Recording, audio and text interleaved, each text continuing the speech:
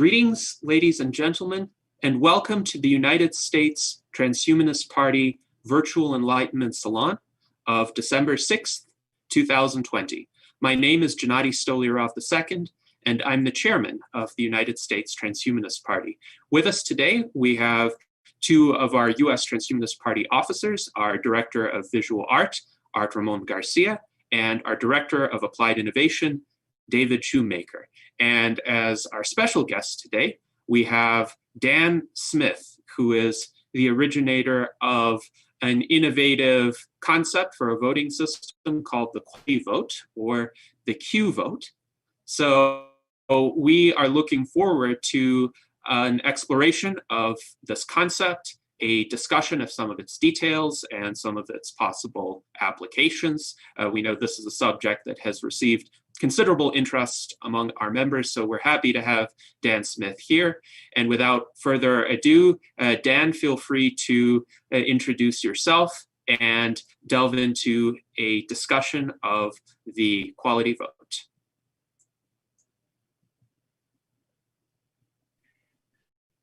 Yeah, well, let me just introduce Dr. Dan. That's how everyone knows me, as Dr. Dan. Now, the origin of that story is I'm a computer guy. I was a sys network admin there in the .com days with a startup in Los Angeles years ago. And I got out of the rat race and zoo of Los Angeles, moved back to my hometown in rural Maine, and just started my own little company. And someone started calling me Dr. Dan because my computer's sick. Come fix it, Dr. Dan. Give it a shot. So I just took that as cute and took it for my business name, and I've carried that forward. And my kids call me Dr. Dan at this point. So that's the origin of that name. But anyway, what if I could, let me tell you a little bit of the story behind the Q vote. Why this even came to arise. And it started. This is my foray into politics, where I've lived my life with no interest whatsoever in television for most part, the media, politics, absent for the most part from my life. You know, we'd go to see movies, the little things like that, but it's been a life theme. I didn't have a TV till I was 15. My parents just didn't want that in the house, and I think that I'm better off for it. And so I kind of carried that into my own family, and I think that was a good way to raise my kids with a minimal amount of outside influence from the world. Anyway, 2016 came around, and that's when the whole world caught on fire with the Trump phenomenon and the all this. And then you couldn't avoid politics. And this is what troubled me, is that I don't want anything to do with politics. We're fortunate to live in a pretty safe country. There aren't a lot of the problems that some of the countries have. We don't have those. We don't worry about a lot of things other countries do. And all of a sudden, it's imposed on me. And I went at it.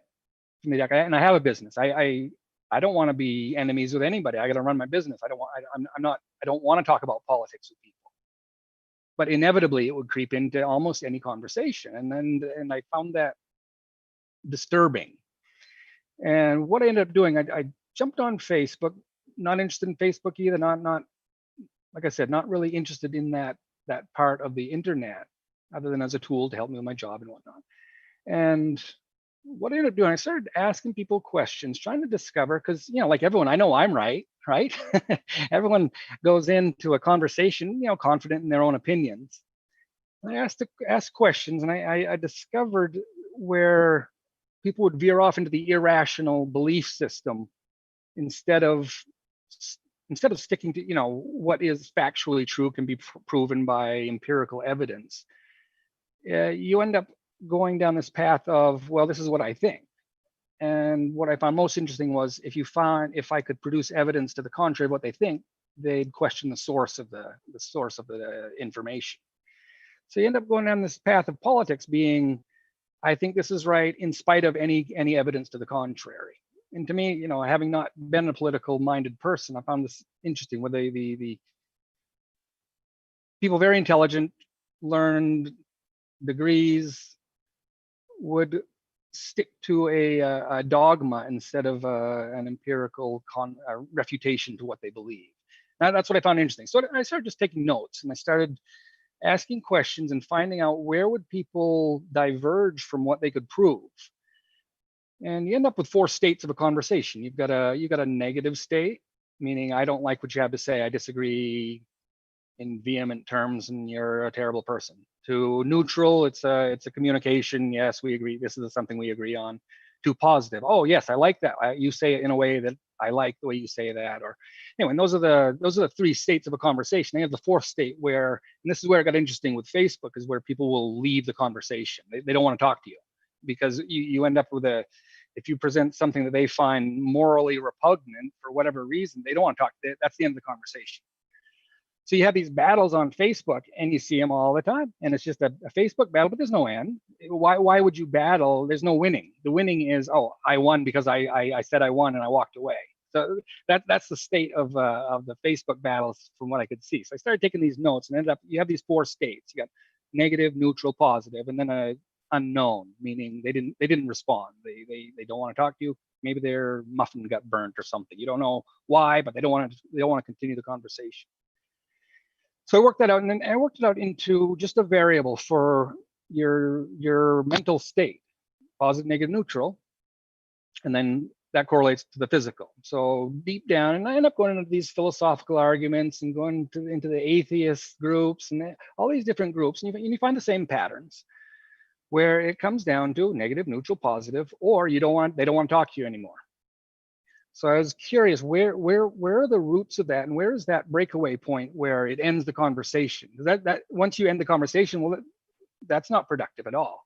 That's if you're talking about politics and you want to augment your idea, you want to forward your idea with someone. The idea is to persuade them, to present evidence, to present rhetoric that they agree with, present a way to continue the conversation, to move forward, to move past the troubles of politics. And I've found that was impossible. Once you've gone down a track of a team that you're on in a political environment, I wanted to find where would people change their mind. And the irony is, I guess, no one changed their mind ever in any conversation that I had. I thought I could find some way to sneak in a way that they would come over and say, oh yeah, you're right. No, it never happened. Never happened. So it was a little bit entertaining, but at the same time, very curious to me that there was such crystallized thought process that you couldn't get past that, and I found that very interesting. Anyway, what I ended up with, you end up with a variable for everything in your mind, just a variable, IP, your intellectual, your ideological, your psychological influence. What you have in your mind is just one variable, IP, and that has a negative, neutral, or positive valence. Then you have IX, that's your external influence on the world. That's all your influence that you have on the world and in your mind are reduced to two variables, physical, mental. Instead of, you get into these philosophical arguments and people talk about, well, there's the mind and the spirit and all these things. Instead of going down this rhetorical path of defining things in a way with words, I reduced it all into just one variable with the valence. And what that ends up doing is it includes all those, but sets it into a manageable format. Then you end up with positive, negative, neutral for physical, for psychological, and then what do you do with that? The next step was from there, if you look at the way humans or the world is organized in this way, you have four states. You have a standalone, you have a network, meaning you have a couple or a group of people. So that's a network. And in that network, there's three ways to do a network. You have a centralized, and this is where it all comes back to me being a network admin. Well, it's all analogous perfectly to a network of computers. We're just cellular automata climbing around on the earth, making our different little civilizations and different organizations. And they all inevitably, it's impossible to have it another way. You have a centralized network where one is the authority and others do what they say. That would be something like DNS, where you type in Google and it goes to Google. We have a distributed network where you have various sources of authority and the clients in there.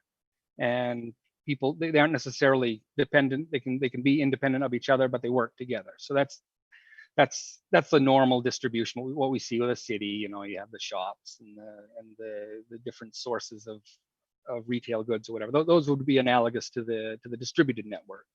And then you have the peer-to-peer. That would be everyone's equal. Or they all work together. There's not any single one could be independent, but they choose to be in a network and work together. So there you have it. You only have 4 states you can possibly be in. You can be alone.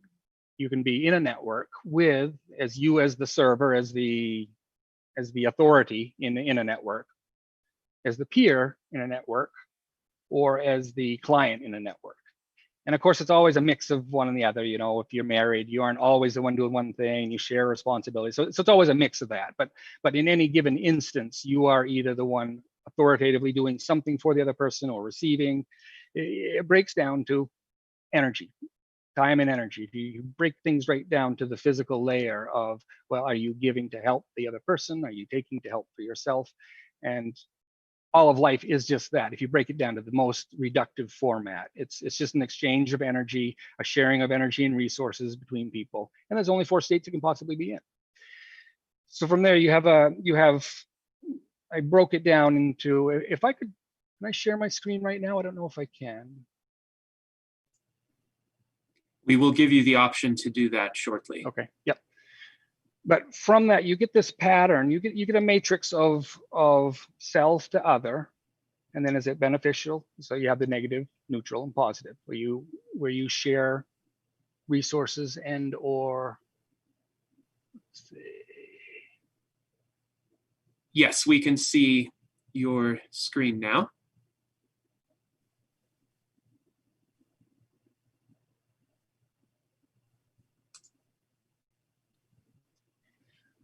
So the whole theory revolves around this. It's a reduction of reality to the least amount that fully describes what reality demonstrates in empirical terms.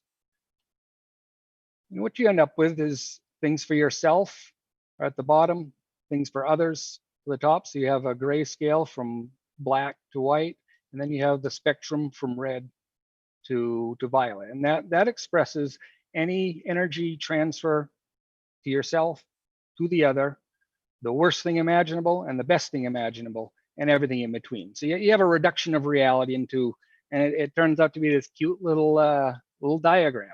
Everything in your head is here and everything in your body is here. So if you feel something negative, and this is where you separate the words from the feeling. You have a negative feeling. Okay, that could be anything. That could be I'm late for work. That could be, ow, my foot hurts. It could be any of those. Well, foot would be the physical sensation, but any negative thing.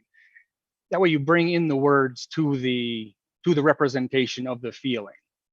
Instead of defining with more and more words, and there are infinite states of consciousness, you'd have to have infinite words, and at that point it's unmanageable. This correlates it all into you can index it by color this way. This is sort of that outside of the box innovation that's applicable to AI. AI will be able to read this.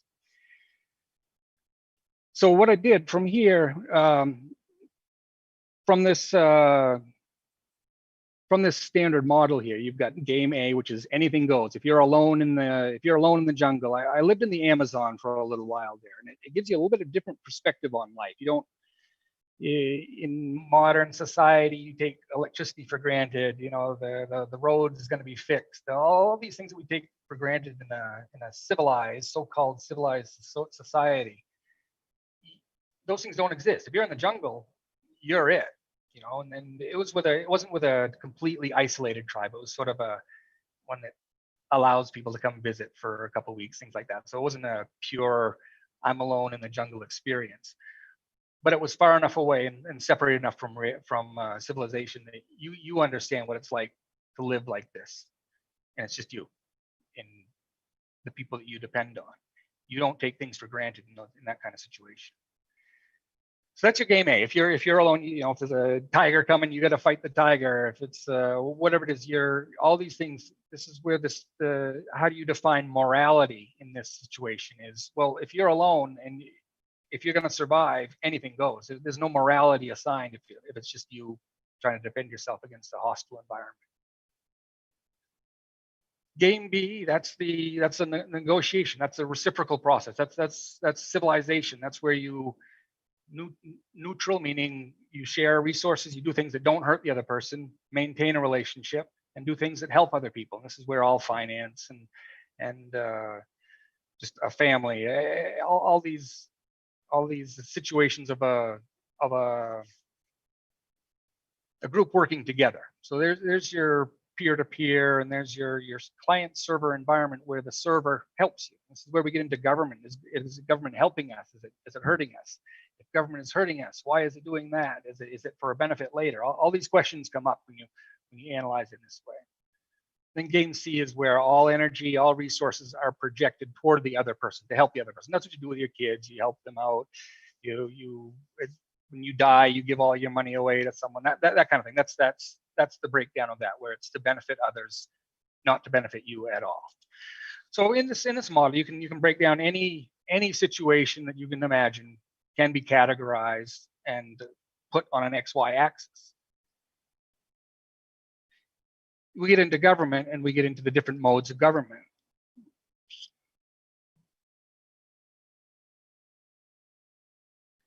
And here's where this is where we get into this word play of, when we say we're a democracy, what does that mean?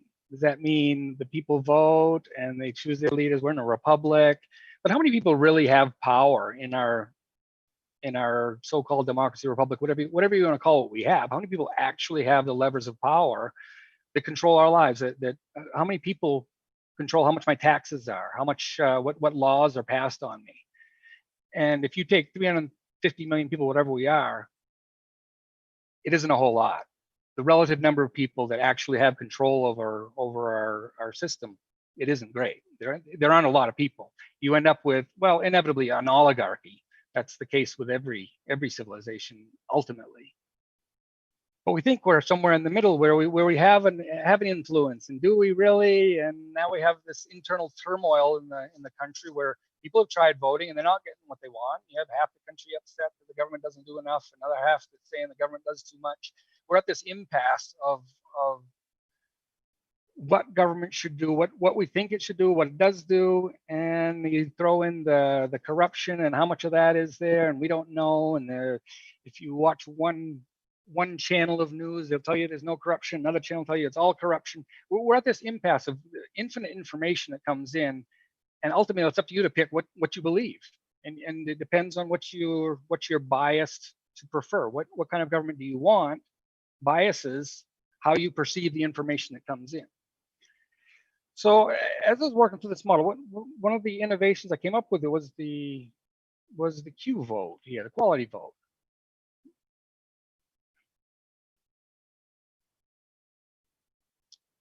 So here's where, if I were to map it out on my XY axis, you end up with the moral authority, who determines what is true. And the moral authority is defined by whoever says it is. So in this case, it would be the voters. So how many people vote? Well, if you think you're in a democracy, you think this many people. You think whatever, 50%, 75% of the population, whatever the number turns out to be, you think that's the people that have the moral authority. Is that what happens?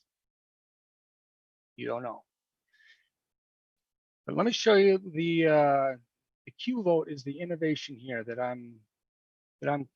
I'd like to have the USTP take this. And the beauty of this is this can be parallel. It doesn't have to be right now. Obviously, the USTP is a third party candidate, an outlier of the big system of Republicans and Democrats. But what that allows you is you have a nimbleness that they don't have. Right now, Democrat and Republican, the names themselves are so tainted with the ideology. And if you're one, you can't be the other, or you're a bad person. And we're at this complete, I don't know what you call it. It's just a lockup right now. In this past election, from what I'm looking at the news, if you're pro-Trump, they cheated and won. If you're pro-Biden, there may have been some problems, but it wasn't enough to change the vote. Whatever. It doesn't matter which theory you believe. There's enough evidence to support it. There's no reason to change your mind. So at this point, we carry on with half the population doesn't even believe the vote is valid, and that happened last time. Last time, the Democrats didn't think that Trump was a valid president. So we're at this point where nobody trusts the system. You don't have enough shared trust between the two parties to even say that you have a valid system. One or the other will disagree with you. So my idea here for the Q vote, this is the idea that I'm hoping we can experiment with.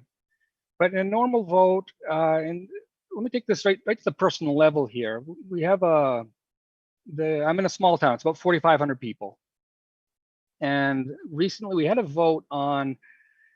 I wish I'd taken a picture of it, because the way they worded the question, and it was for I think it was for a bond of some kind, but the question was so cryptic. And I'm a reasonably smart guy. I could not comprehend exactly what was going to happen, where the money was going to come from, where it was going to go to. I had no idea if it was going to help me or not. I didn't even answer the question. Take that to someone who isn't engaged or isn't really involved in that.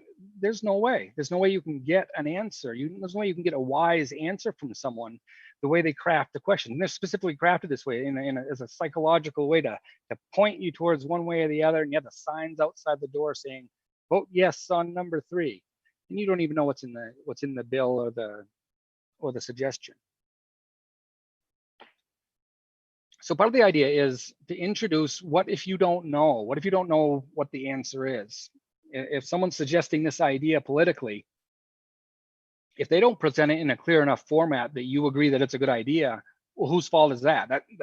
That's the idea. The person presenting it needs to be able to present it in a way that shows a clear benefit for you in some way. If they want you to agree, if they want you to do it, it needs to be in a way that you can understand, you can comprehend and say, yes, definitively, yes, I agree. This is going to be good for me, my family, whatever. If it's not presented in that way, that's a failure of the politician, of the people presenting this idea. If it's so complex that you can't put it in clear terms that I can say, yes, I agree, or no, I don't think that's a good idea. If you can't put it in that way, that's a failure.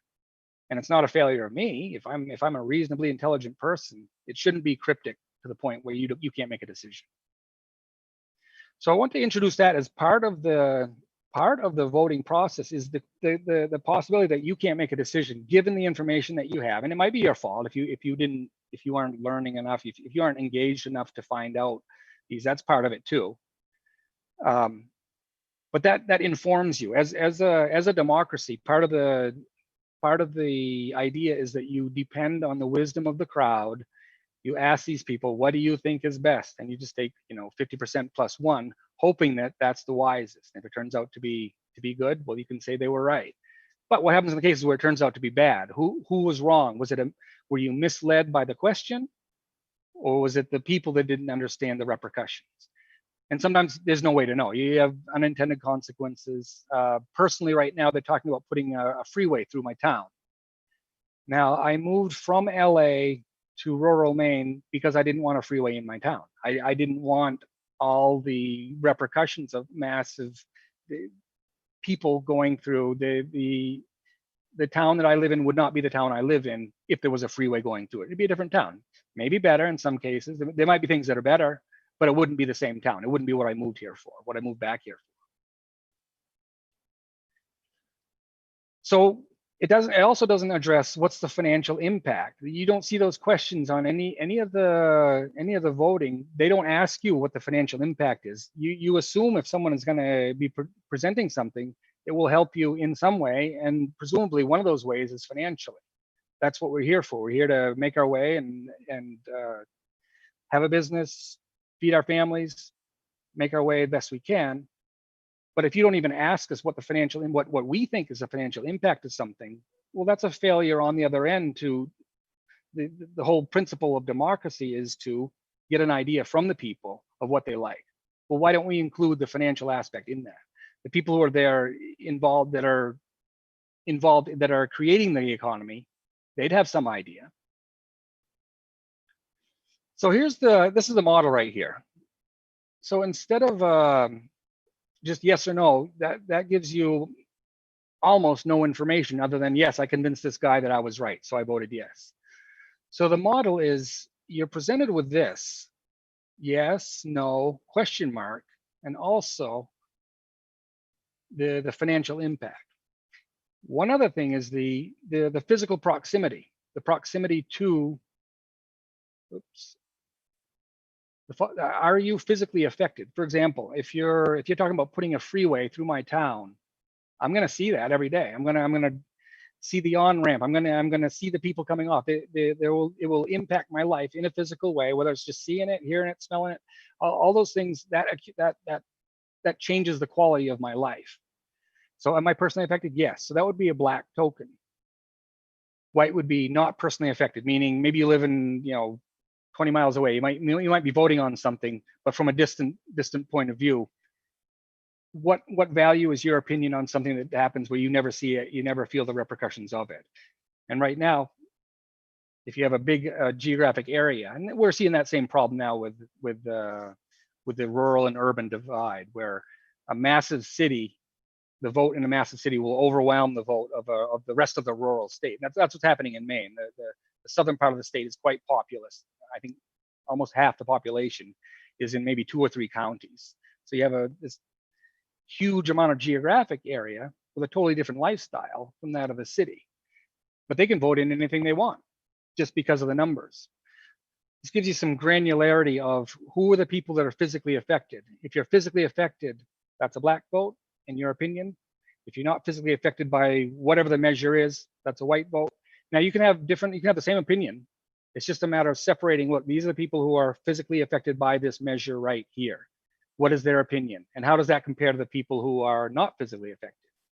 And how, Maine's a great example here because of the city and rural divide. If you live in the city, you take certain things for granted that you don't even think about in the rural. I got to shovel my walk. If it just snowed last night, I got to shovel that.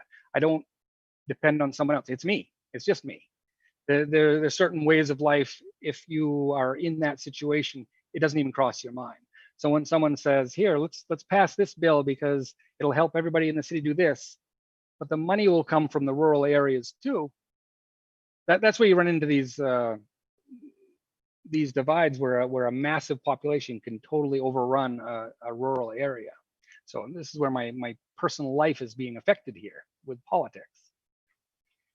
So what you end up with is personally affected, neutral, meaning I don't know. You haven't given me enough information to make a decision.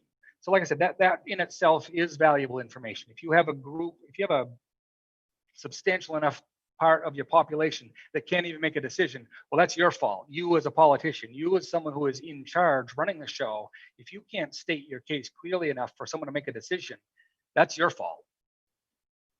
Maybe. It could also be that someone didn't. Either way, you have something else that needs to be considered. If they don't agree with you, that means you haven't explained it, or there's more to the story.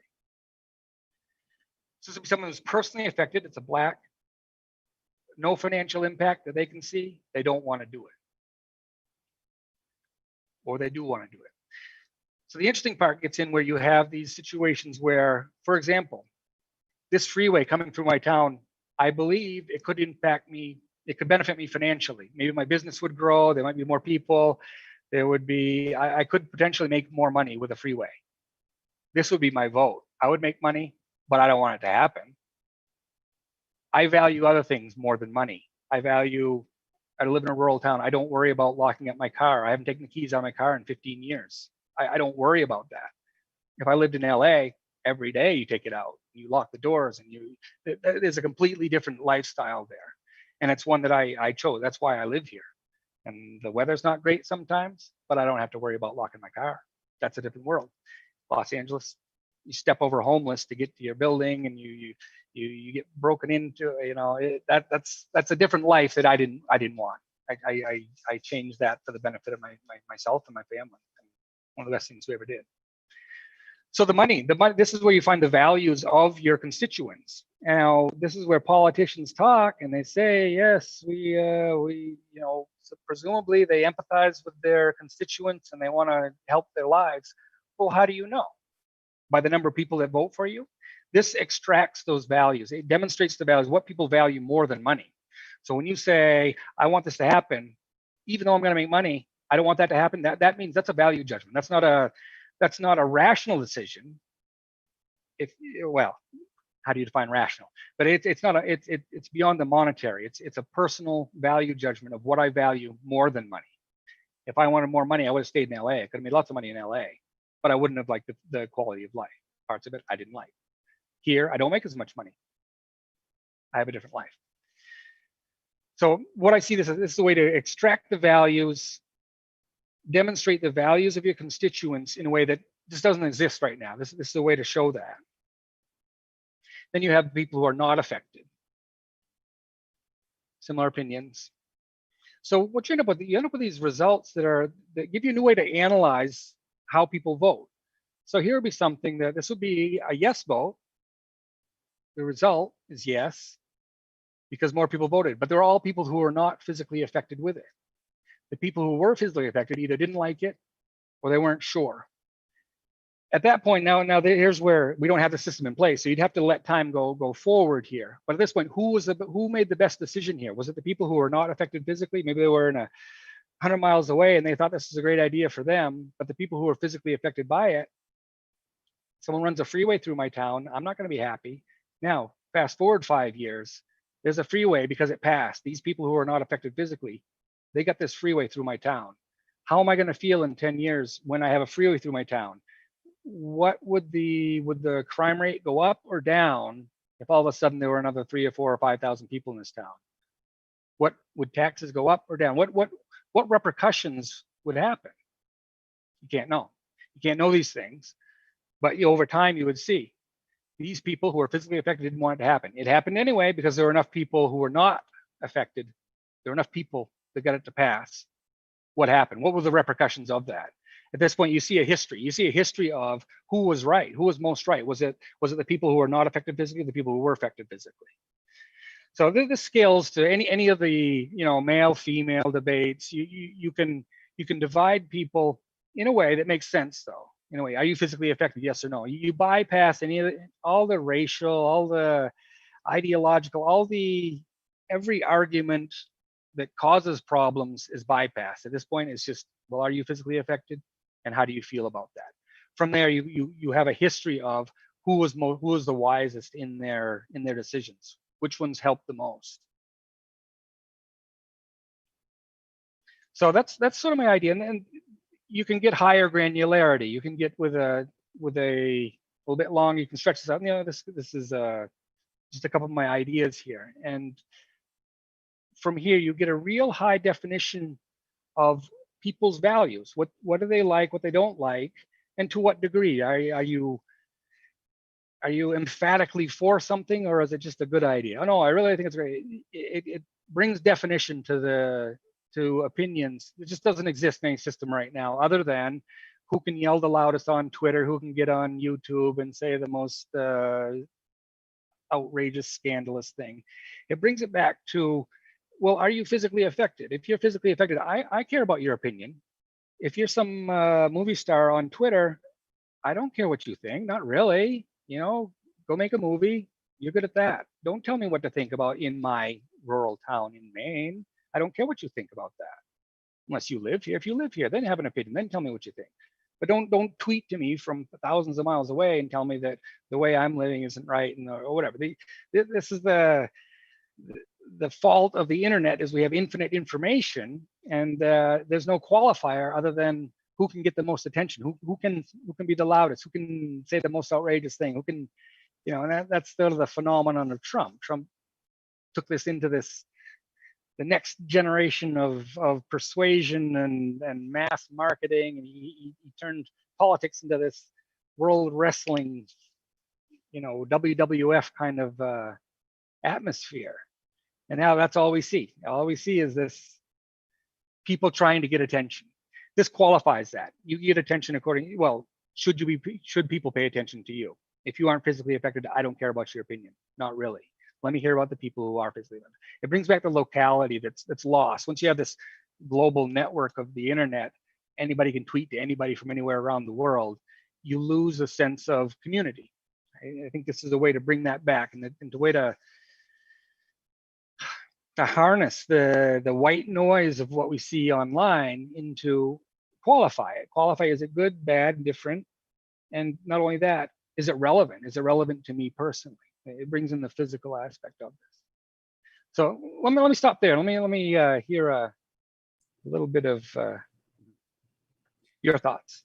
Yes, indeed. So thank you, Dan, for this presentation. It is quite an interesting concept. Now, we have a question in the chat from Daniel Twet, who is trying to understand the difference between the circle and the square. And as I understand it, and please either confirm or correct my interpretation, every voter gets to place either a circle, both a circle and a square on this grid, and the circle is the actual vote, whereas the square is the indication of impact. So whether there's a personal impact or lack thereof, and a financial impact, positive or negative or lack thereof.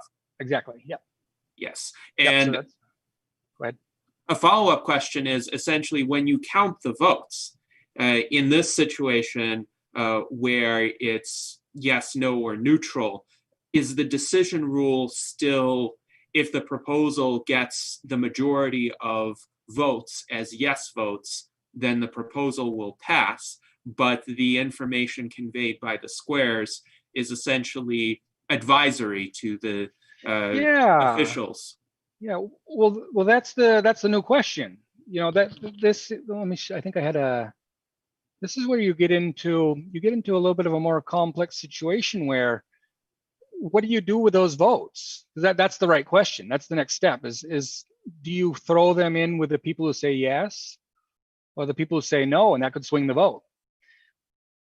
And what if you have, what if it's a tiny percentage? What if you have a huge amount of people that really can't make it? And this is unlikely, but potentially these are new questions. With a new system, you have new questions. But that's exactly the right way. It advises the vote. If you have a whole bunch of people that are undecided, maybe that's hesitancy. Maybe that means maybe you shouldn't do that. Maybe that should go with the most conservative, the least. If the decision is an active one to spend money, for example, if you have a whole bunch of people that are undecided, well, maybe that should go to the side that says don't spend the money. If you're going to be raising taxes for something, maybe those benefits aren't, if they aren't convincing, the benefits are not convincing to everyone, maybe you shouldn't do that. I don't know. Yeah, that's the right question, and I don't have the answer. This is one for discussion. Yeah. Mm-hmm.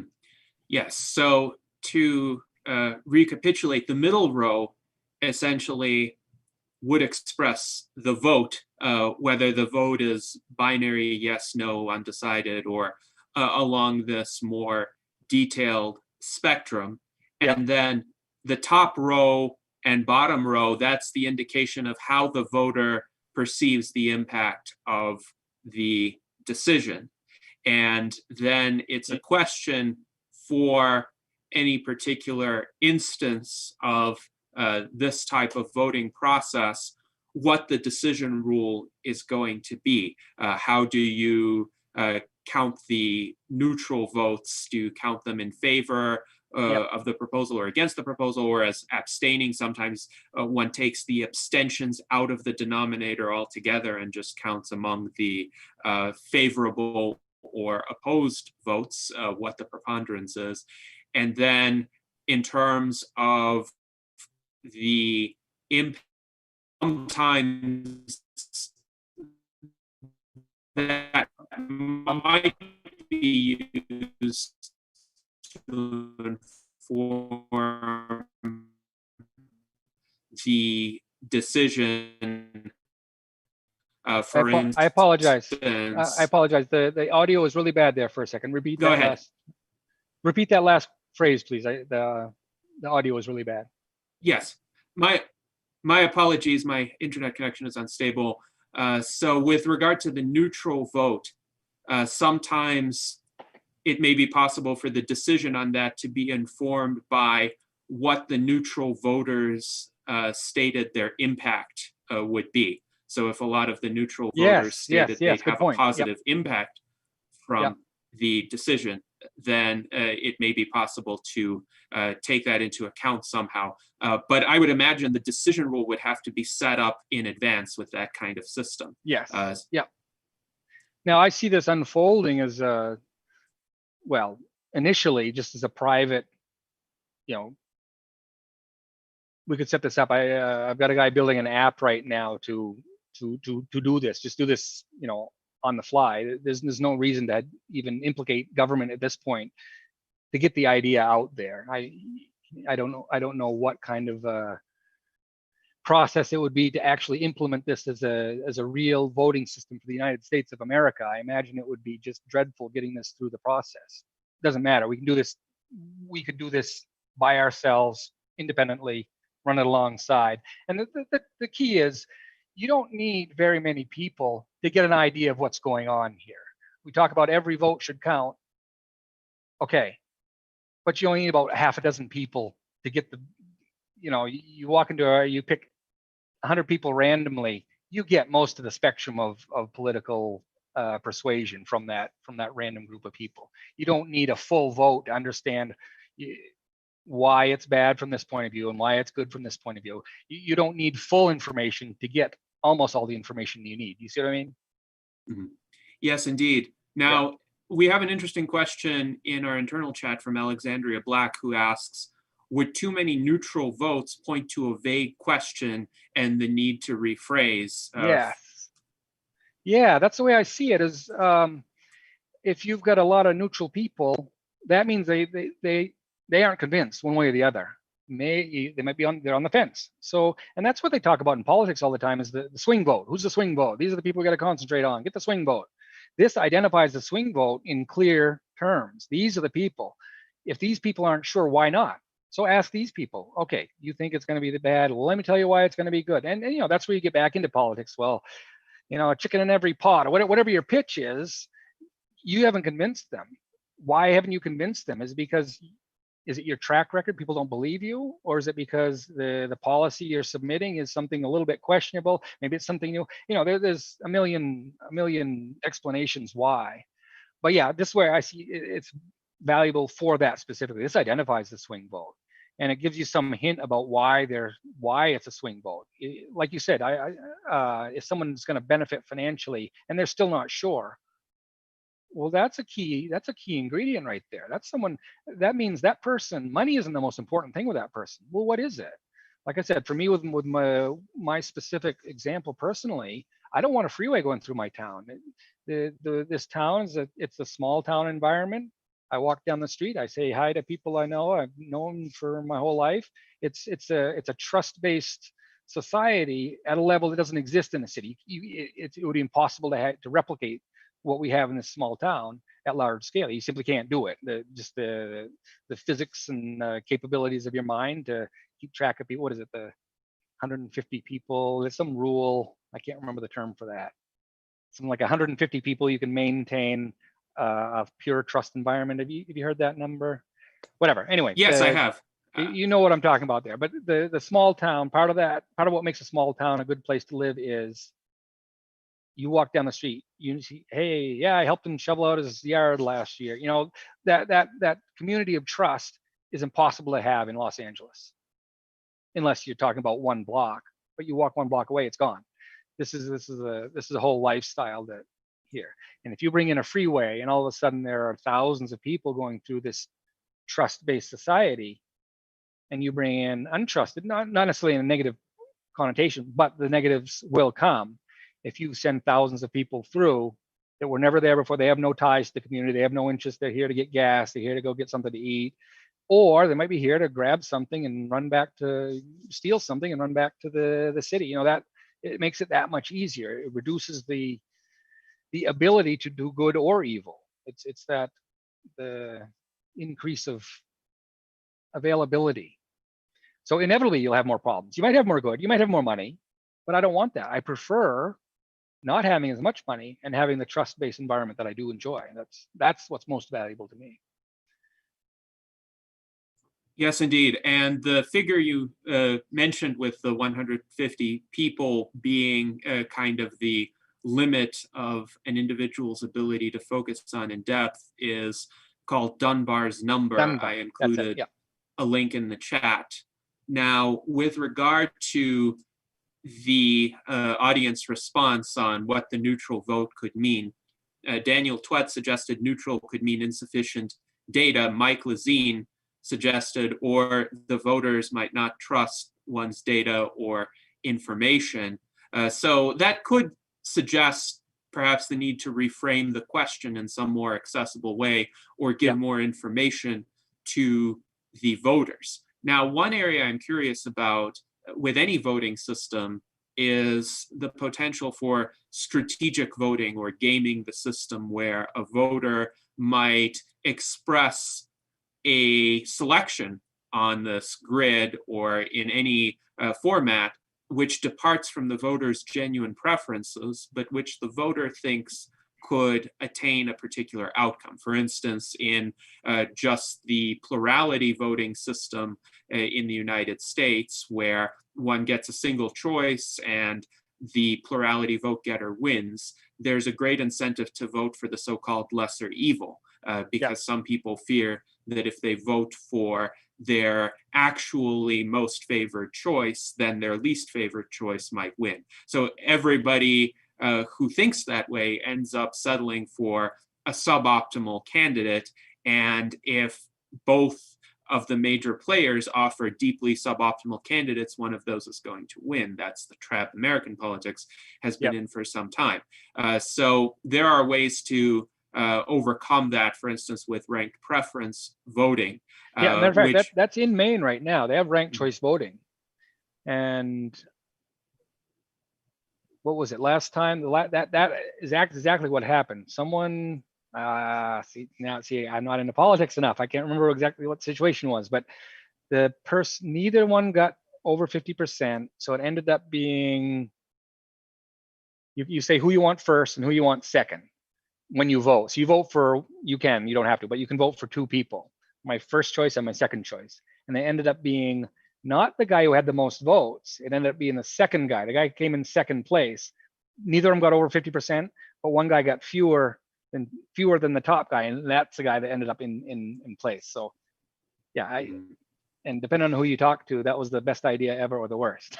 So yes, it can be an excellent idea when it weeds out highly polarizing outcomes. So if you have somebody who is most people's second choice and gets enough first choice votes not to be eliminated in some of the prior instant runoffs, then that option stands a greater probability of getting elected than in the current plurality system, where almost nobody might put that option as the first choice. Now, with regard to the Q vote concept, I am wondering if there's a risk here of some people misrepresenting their financial or personal impacts. That's the first thing. So yeah, let me talk about that, because you're right.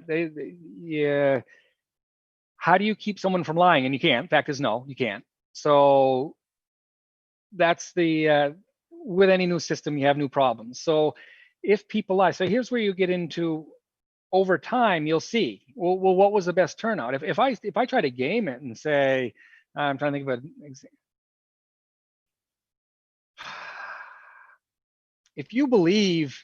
If you say I'm going to lose money, well, a good example would be, I don't want this because I think I'm going to lose money. And everybody says, I think I'm going to lose money. I think I'm going to lose money. Well, what happened? Go back, and now there's objective measures of that. You can go back over the record and say, look, everyone thought they were going to lose money. We did it anyway, even though you thought you were going to lose money. Look what happened. Your income rose this much. So you can factually say, look, whatever you thought, you were wrong. If you were gaming this, if you thought you were gaming the system or you were doing it as a play, you were wrong. Here's what really happened. Or the inverse. Now, this is where I think it'd be more likely and more interesting is, this forces you as a politician to say, this is what I propose, and this is the result.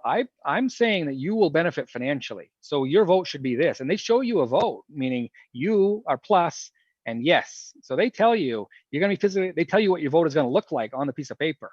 You're going to put your square on the plus and you're going to put your circle on the yes, because this is going to benefit you financially and you should do it. So the vote, instead of being a yes on one, it is circle on yes, square on plus. Okay. Is that true? Fast forward 5 years. Hey, you said I was going to make money. My taxes went out. I'm not in a better position now. You said a chicken in every pot. I don't have a chicken.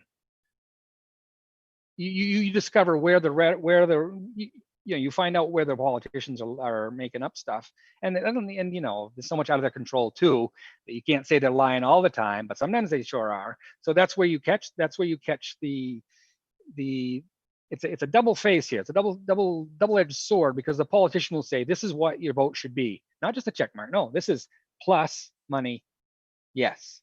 So they're telling you what your vote is. If you try to game it and say, no, I think I'm going to lose money, well, who was right? If you go fast forward 5 times and you find out that, no, this hurt me financially, hey, I was right. Whatever the game is, it's revealed objectively later on. You see what I mean? Mm-hmm. It takes you'd have to do that over time. That's the catch here, is that the game would be displayed over time, no matter whatever game you were trying to play. The objective facts will tell you which was right. So it almost seems that in many cases, the rows, the top and bottom rows, would be more survey-like indicators that could then be tested against the empirical reality later on. Yes, exactly. Now, I have 2 more questions before we go around the panel. And my first question is, can one integrate this with ranked preference voting? And if so, how could it be done from a technical standpoint? Because if you have, instead of looking at one particular option and saying yes or no to that option, you have multiple options, each of which may have different personal and or financial impacts, and you're asked to rank order them on the same ballot. Is there almost like a 3-dimensional grid type of framework that could be used to accommodate that? Well, I'd imagine, it's the basic 3x3 would be the minimum, yes, no, maybe. And then if you expand it to the 5, you could do the ranked choice right there. You could have candidate 1 would be my best choice, and then candidate 2, you could have 2 tokens maybe. I don't know. Is that what you mean? Maybe that would be a way to do it. So each candidate then would have to have a circle and a square. So the circle would be placed I see what you mean. along the spectrum. That's okay. I see what you mean. Yeah. Mm-hmm. I guess that would be the way to do that. Yes. Right. So you would place the circle for the candidate you favored most closer to the best section of that middle row, and then the second best is placed a bit farther to the left. That or have 2 separate questions. Maybe right. 2 separate questions would be the way to do it. So you'd have a vote for one candidate. This is the best, and this is a second, a totally separate one. This is who I think this candidate I think would be the best, but maybe not as much money. This one I think would be second best, but I may make more. Those different variations could be accounted for. Yeah, I see that as just however you choose to lay that out.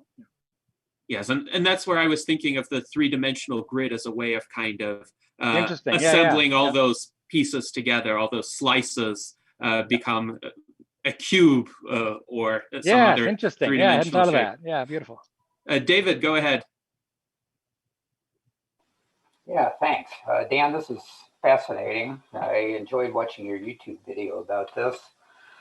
But my first question that I want to start off with has to go for trust in the system. Yeah. So trust in the voting system. So I've been listening and trying to see how Q-vote might help people trust in the vote over the binary vote that we have. And one thing that I glean, and feel free when it comes your turn to respond to correct me on anything that I may unintentionally misrepresent, but that where the Q vote could help would be by over time tracking these outcomes. This is what we said would happen, and this is what would happen. Yes. Yeah. So what I'm concerned about with that approach is my experience is voters have very short memories, and politicians know that. Yes. Because by the time you have the data, they'll have promised them much, much more. Yeah. And they can keep kicking that can down the road, so to speak. Well, this stops the can. This is where I see you said you're going to kick the can this far. Well, it only went this far. It gives you a history that you can't deny, because this is the actual vote. The primary source data of the vote contains your opinion, your psychological and your physical proximity. That's all included in the primary source data. So you can just look back. Hey, these are the votes here. These people physically affected, they thought it was a bad idea because they thought they'd lose money. You, candidate, you said they would make money. and you manage to get that swung by them by some, you got enough people to vote for it. And look what happened. 3 years later, these people were right. You were wrong. You either lied to them or you're incompetent, one or the other.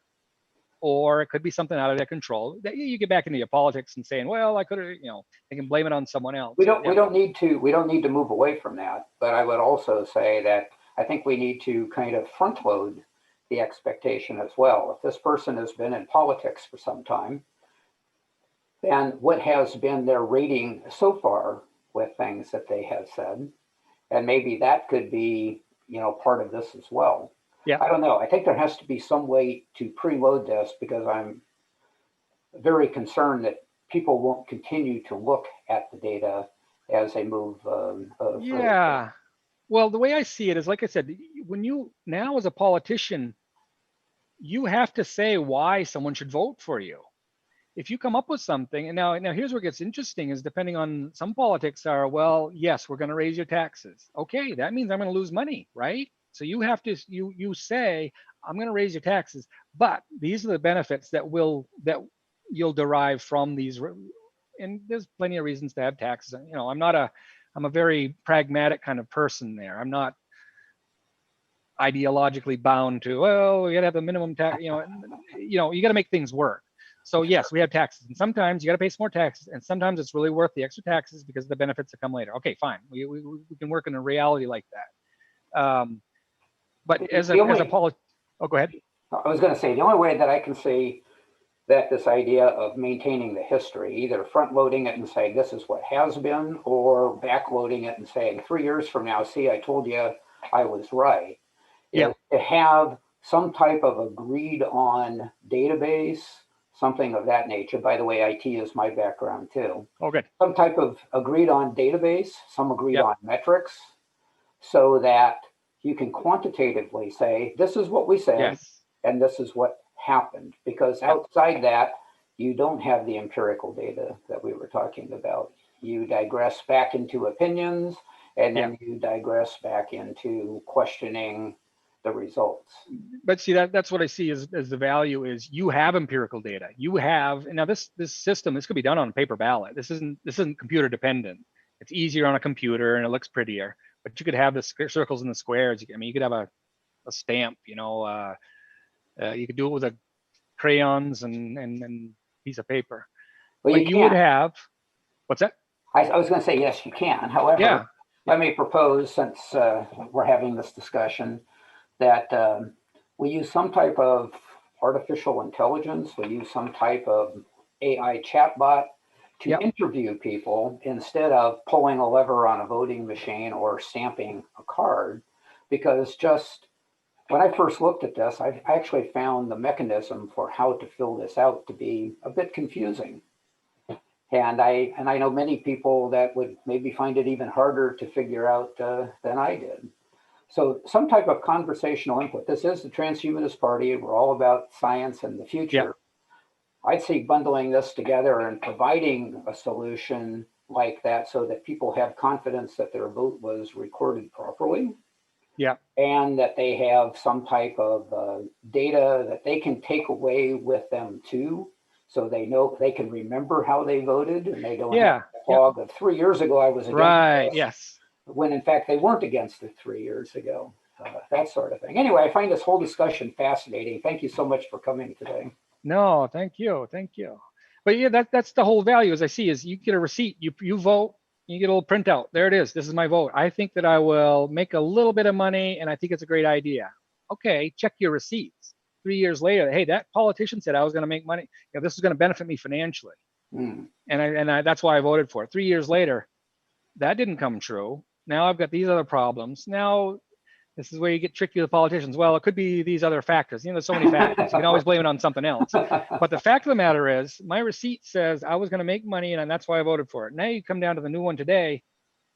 Hey, I didn't make money. This didn't benefit me. I don't think I want to vote for that guy this time. He's telling me that I'm going to make money again this time. And I know objectively that I did not. And here's the vote that I thought I was going to, and it didn't happen. So you catch the politicians in there. They have to telegraph their intent as part of their rhetoric, because they're telling you your vote is going to include the fact that you are going to benefit financially, and it's a good idea for everyone. Or, and this is where it's going to get tougher for the ones that say, we're going to raise your taxes. You will suffer financially, but not very much, just a little bit. But the benefit will be so great that that little amount that you're going to suffer will be so much better for your kids, for the education, whatever the reason is that you're going to raise the taxes. So you include that. That's valid. That's valid to say, I know this is going to hurt a little bit financially, but the benefits are so much greater. It's an investment in our future, whatever that's all the rhetoric. Okay, then you have a receipt that says, yes, I'm going to take a little bit of a financial hit, but the benefits will outweigh them. That's why I voted this way. Fast forward, clearly were those benefits there? Were the benefits realized or not? What they promised, did it happen? You catch them in their rhetoric as far as either way, whichever way it goes. It's a documentation of the rhetoric and then the intent. Over time, you find out, well, who's telling the truth, who's right. It's interesting because there are attempts, even in the status quo, to reflect the anticipated financial impact of DBO, ballot right? measures.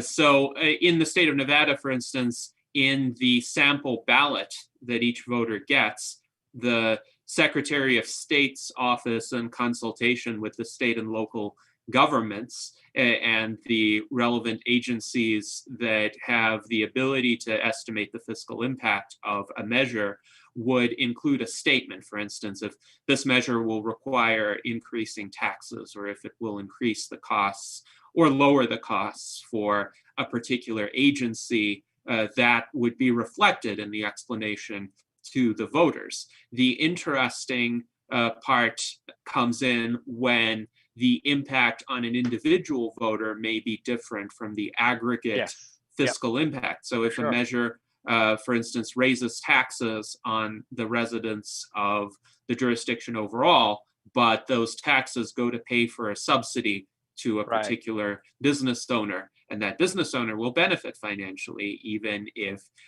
he or she pays higher taxes, the subsidy will more than outweigh those taxes. So that person would indicate a positive financial impact, even though for most voters, the impact would be negative.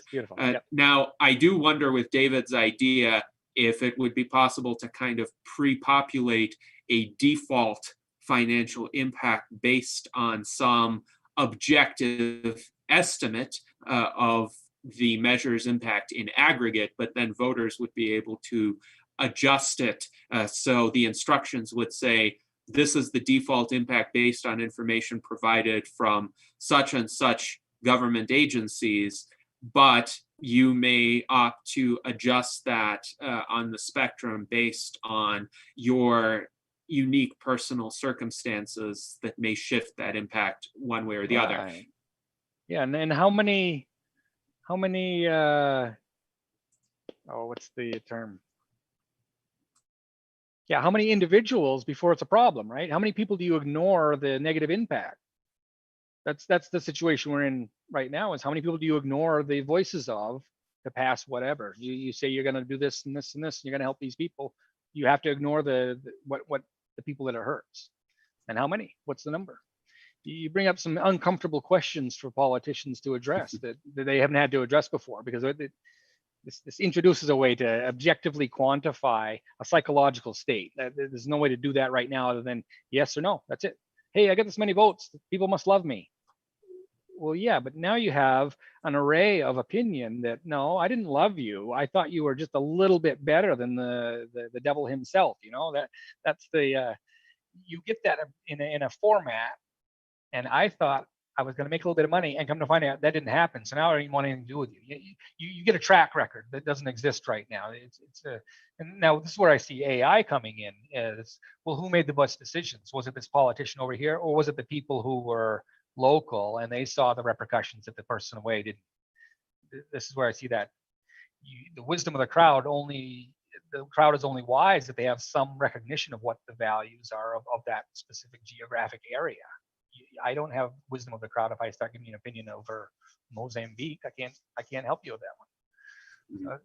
That's where I see you plop this into AI, and you have this AI governance that can look. They'll see the track record. Now it has a psychological financial history. Now the financial, that's objective anyway. You can get that. Those are already measured. But you also have the psychological impact. These people were not happy with this decision.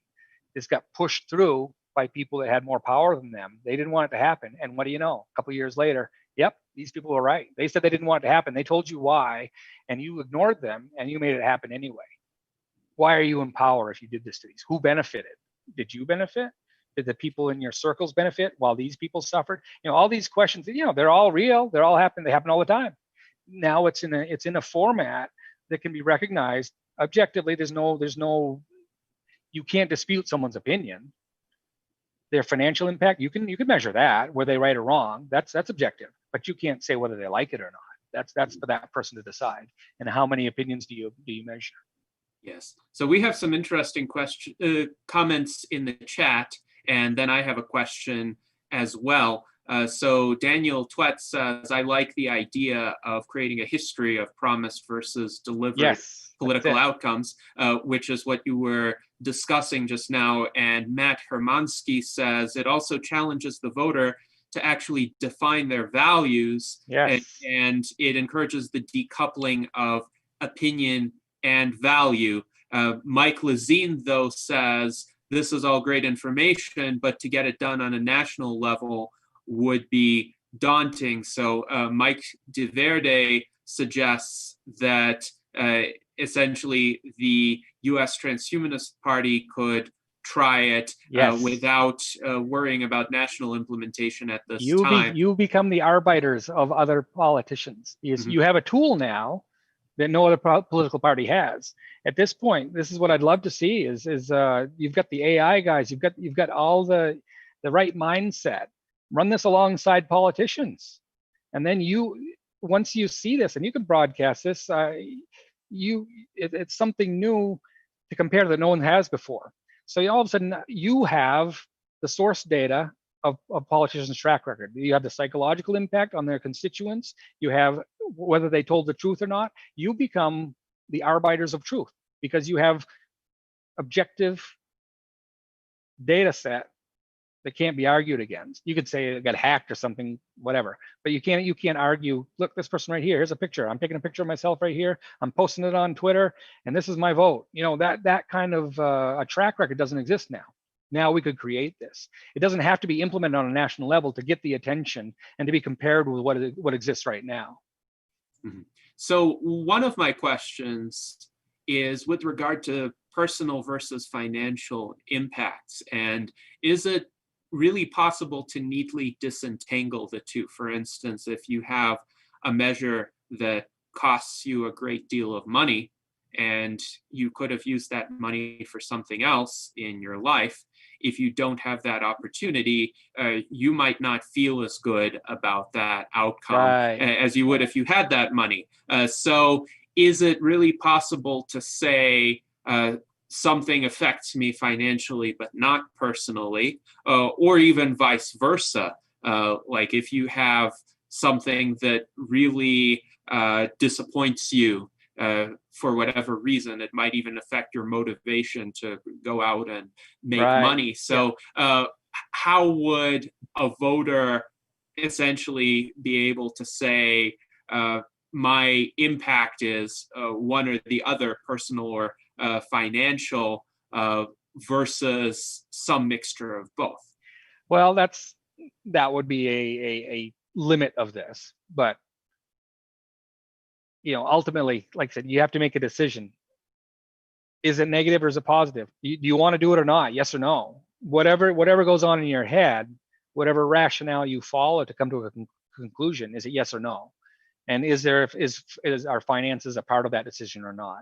And that's where, like you said, you get into gaming the system. You got to make a decision, and this does complexify the vote somewhat. You're right, but it's fairly straightforward, fairly intuitive. Circles, your head, body square. It's designed to be intuitive enough. The colors are intuitive colors. Yes, no. Compare that with right now. I couldn't even understand the question. Like I said, that last thing, I didn't even vote on it because the question was so complex, and I'm a fairly bright guy, and it was so convoluted the way they stated that. I had no idea. I had literally no idea how that money was going to be spent, and if it was going to benefit me or not. So there's your complexity, and you take a complex analytical or such a convoluted question, you throw that at the public, and I can't even figure that out. That's abuse. That right there is abuse. It depends on how many signs did you get up that said yes on number 3. That's what that is. That's just a persuasion game. And you get enough spots on TV to say yes. Then you come down to the question and you can't even decipher it. It's ridiculous. So yeah, I see what you mean. Yeah, you can get into complexities of thought, but right now you have a binary choice, yes or no. We'll break that down into, you make the decision. Yes, because of financial reasons, or in spite of financial decisions. How does that play in your mind? And you say, you determine that part. Yes, I would imagine a lot of people, if they consider the interrelationships of personal and financial impact, would either have positive impacts in both directions or negative impacts in both dimensions. But some voters might be a bit more, let's say, unconventional and say, I'm voting in favor of this, even though I think it will have a deleterious financial impact. Yeah, well, that's taxes, right? Like, we want to build a new school for our kids. Yes, your taxes are going to go up. That's going to hurt me, but I believe that the facilities will be so good for the next generation that I'm willing to pay. I'm willing to take that hit. That's a value judgment, and valid. Or like I said, if they put a freeway through my town, I would probably benefit financially. My business would grow. I would probably make more money. I don't want more money, not at that cost, not if that means more crime, more things that's what I value. I value the trust environment. I don't worry about my car getting stolen. I love that. I don't worry about that. With a freeway, I would. I don't want that. That amount of money, that's not what I want. Yes, indeed. So we have an interesting question in our internal chat from Alexandria Black. How might we have a personal electronic anonymous record of our votes? And she asks if blockchains could be used for that purpose. But what are you thinking in terms of the implementation of this approach and giving people this kind of record? Generally, in an electronic voting system, somebody gets an email or another notification saying, we've recorded your vote, here is what we've recorded. So what would you envision that being in a system like this, where the vote itself is a bit more complex and involves more data? Yeah, well, that's, like I said, this is a novelty. Whatever questions, whatever problems you can conceive, we already have them.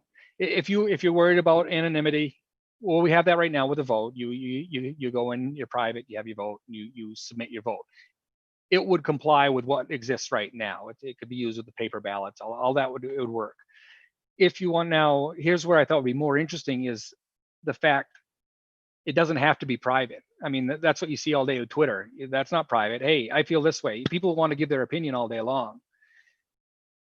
This way, it's a way to display your opinion in a standardized format. Say, look, this is how I feel. I feel like I should vote for this guy because I'm going to benefit financially, and it's going to be so good for the kids. Or this one, it's going to cost a little bit, but not that much. It's only going to cost a little bit. It's not going to be that much money, and it's going to be so much good. All these opinions that you see. Here's an objective way to demonstrate your opinion. So when you get into the security part, and this is beyond me, into the, however they do that. How do you secure anything, right? And everything can be hacked ultimately too. So any security is an illusion at the deepest level, pretty much. But yeah, in a real pragmatic, rubber meets the road way, you got to implement something with blockchain. I think that would be a way to do that. You could implement it with that. I don't know the answer to that, but it will adapt to whatever tech you choose. Right. So I have a very simple idea for how to implement this using the technology that the U.S. Transhumanist Party currently employs. And the best way to do this would be for some sort of test vote on a single issue, a kind of binary yes, no, abstain type of vote on one particular policy proposal. And we would ask the members to hypothetically put themselves in a position of where that policy would be implemented nationwide. Of course, we don't have the power to do that, but we could propose that measure for our platform. And then the first question would have three choices. Do you support this policy? Yes, no, or abstain. So that would correspond to the middle row in your grid. The second question would actually be a multiple choice among 9 options. And those would be the combination of personal and financial impact, where each of those would be positive, negative, or neutral. So essentially 3 choices on the personal dimension, 3 choices on the financial dimension. And within Google Forms, with the multiple choice, the way we would pose it is we would ask a voter to pick only one combination of the 2. So positive financial, positive personal, positive financial, neutral personal, positive financial, negative personal. And the same would go for neutral financial, negative financial.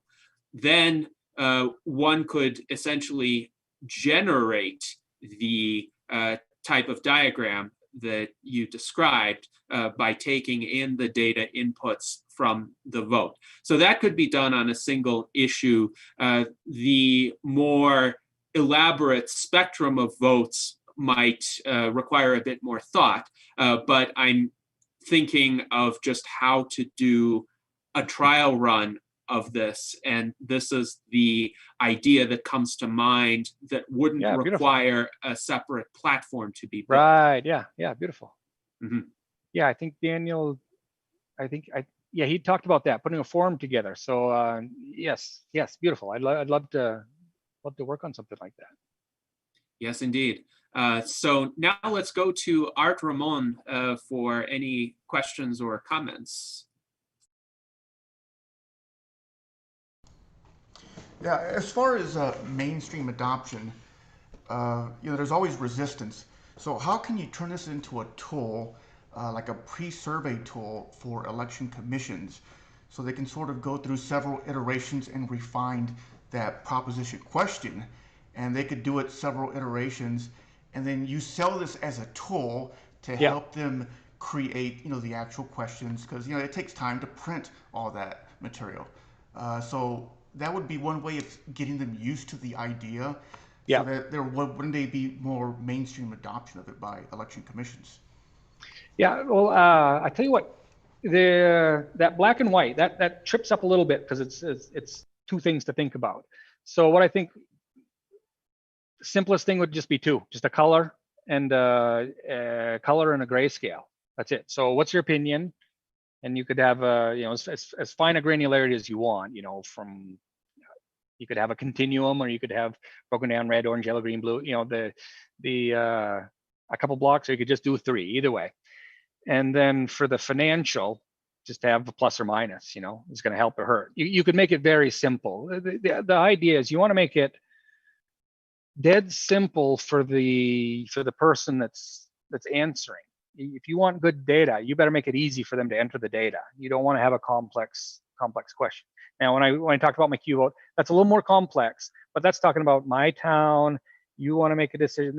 That's a serious thing. But if you're trying to just test the, what I see is just an app on your phone. Hey, how do you feel about this? Oh, yellow. I don't really like that. Oh, purple. I love that. You just tap a color. Very simple. You could just use a color bar just for an opinion scale, and then you'll get a scatter plot of which ones had the most in the blue shifted range, which one had the most in the red shifted range. You get a real feel in a graphical format that simplifies the answer instead of a complex answer that you write out to describe it. Summarize it into your opinion. Now, Gennady said you have complex thoughts in your head about, the cost and benefit analysis. Look, boil it down to yes or no. How do you feel about that? Emphatically yes, or just, I kind of like it, or I'm neutral, I'm on the fence, or I hate it. You could make it very simple on the user end. It'd be more like a game, hey, here's the question of the day. What do you think about this right here? Green, no big deal. Oh, blue, kind of like that. Purple, I love it. Just pop it out as a question of the day, something someone does. It takes them 30 seconds, pop it up on their feed, they tap an answer. I think you'd get pretty good information that way. And then it would be such a simple format for the person. It wouldn't take a lot of their time. The resistance you talk about, yeah, there's so much, you're inundated with so much stuff today. You got to figure out what's worth your time. If all it takes is tap, done, that's efficient.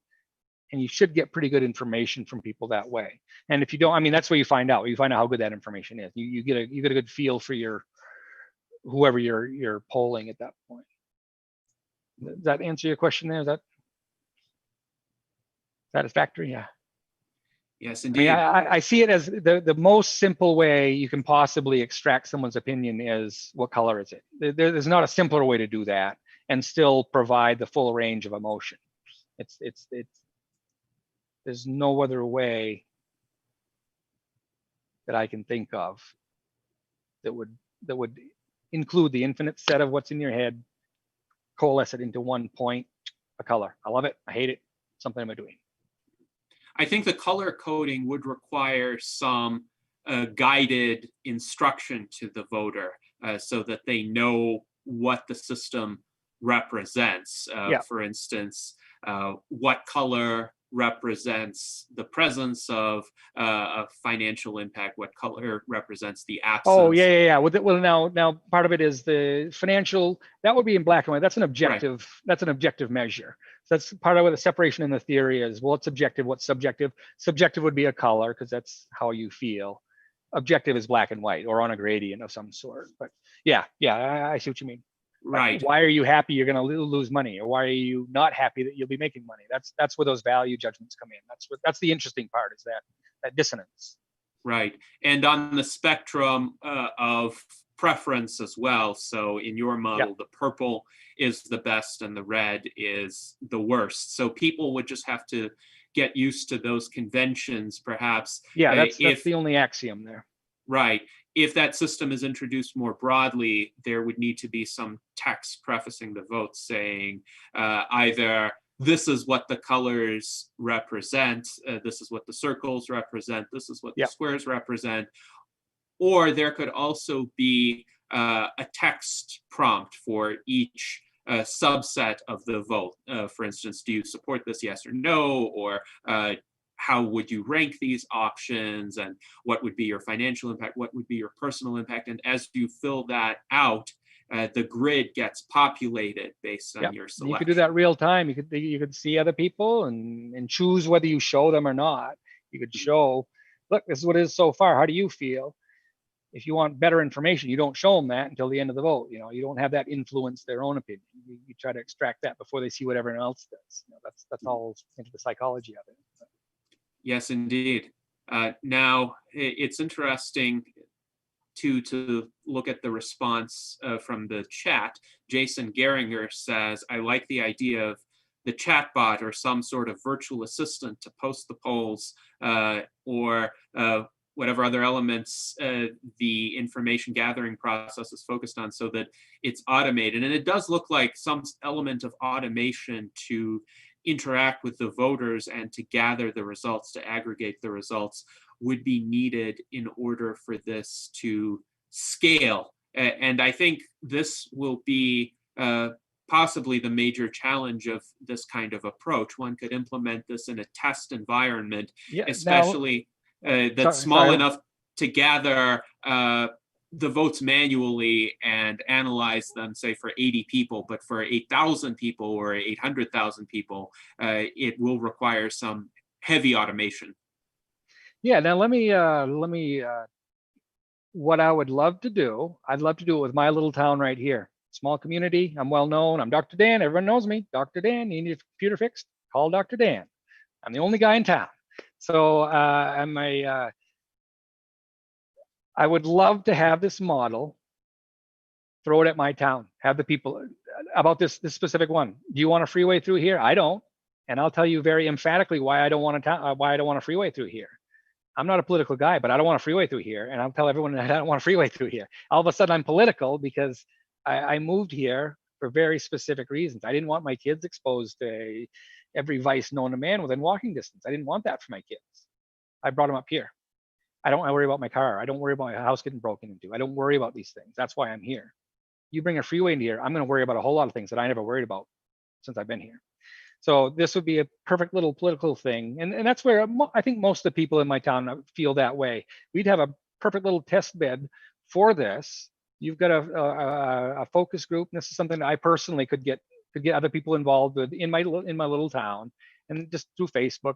There's different ways to do it digitally, maybe an app or whatever. All these things. This would be a perfect example, illustrating exactly every principle that I'm talking about in a little test environment, and I could get it going myself as far as interest and focus group in this specific thing. And then what you have this little microcosm, rural, and here's the big issue right now in America is you have flight from the cities going to rural towns. But what are they going to do? Are you going to change the rural town? You want this little town to be like your big city? Because I don't. The people who live here don't live in the city. That's why they're not there. You're in the city because you want to be there. Now you want to be here. Don't make my little town like your big city, because that's why I don't live there. That's going to be a national issue now, as you know, with the mess that's going on with COVID and everything. We're feeling that already in this town. There are people moving here from big cities. Why? Because they don't like the big city anymore. Okay, well, don't make my town like your big city. That's rule number one. Okay, and that's not really that's a real thing, and I think it's going to be a growing issue over these next couple of years. It's going to be a bigger and bigger issue as there's dispersal from the cities into the rural areas. There's going to be a culture battle between city life, rural life. Which is right? Whose way of living is right? Whose politics are right? Because it's not the same. There's a different world. And I think this would bring focus to that, which is will be increasingly large issue. You would be the party that has a tool that doesn't exist anywhere else. Here's a test case. This is what here's the results. These people felt this way, these people felt this way. You have something on a website that shows in this area, small part of area, this is how they felt about, the repercussions of flight from cities and changing of rural environments and new technology that didn't exist. All these little, we have a perfect little microcosm here. I'd love to do that with my little town here. I think that would be a beautiful thing. Yes, indeed. And it's interesting too, because this rural versus urban divide, it is becoming more pronounced. But on the other hand, some people who are former urban residents, they've consciously rejected that environment for whatever reason. They think it might be unsafe because of the pandemic, or they might rethink the effects of urban crowding more generally. So if they come into a rural area, they might actually want to live a different lifestyle in accordance with what is more prevalent to that area. I'm a bit more of a suburban transplant in a kind of mixed suburban / rural area where you have suburban style neighborhoods alongside these vast open stretches of ranch land, essentially, or scrubland. And there are some people who use it for recreation on trails or using RVs. Some people use it for ranching. Other people want more suburban style subdivisions. So it's a very interesting mix, but it's an area that has been transforming in this way as the outskirts of Carson City, Reno, these more developed areas continue to expand. So I definitely perceive the tensions along these lines, but I know a lot of people who live in these outskirts, they don't want the conventional urban lifestyle either. Right. They want something in between, where they have the material comforts, they have the culture, they don't have the wildfires, but they still have the space, the separation from the urban crowds, and they hopefully won't have the crime either. Right. Yeah. And delving deeper into this, now I've talked with David Kelly there a little bit. I haven't got a good commitment out of him. You know him personally? I don't know if you know him. David yes, Kelly? we have had a virtual Enlightenment Salon. Yeah, that's right. He was on with you. Yes, that's right. But I've just conversed with them just a little bit, kind of shown them a little bit of what I've got here. But this is ready for integration with AI. And I just finished up and trying to get all my little thoughts in order here, but I'm ready to talk to someone in that regard and really integrate this with that. And whoever ends up doing that, you can take, with the same kind of model, you can take cultural snapshots of what is okay here, what don't people like here. You can take these kind of little opinion polls. It's just a new tool, a way to take a psychological snapshot. You can take opinion polls saying, okay, in this area, it's okay to do this. It's not okay. Cultural differences can be documented in an objective format and compared with other places. Silly stuff like you take your shoes off when you walk into the house. In some countries you have to do that, or it's very rude if you don't do that. The possibilities are limitless as far as that. You have documentation of, okay, for you this is all okay, for them it's not. These are the places where you're going to have problems, and you can document these kind of things for the rural urban divide, for all sorts, anything.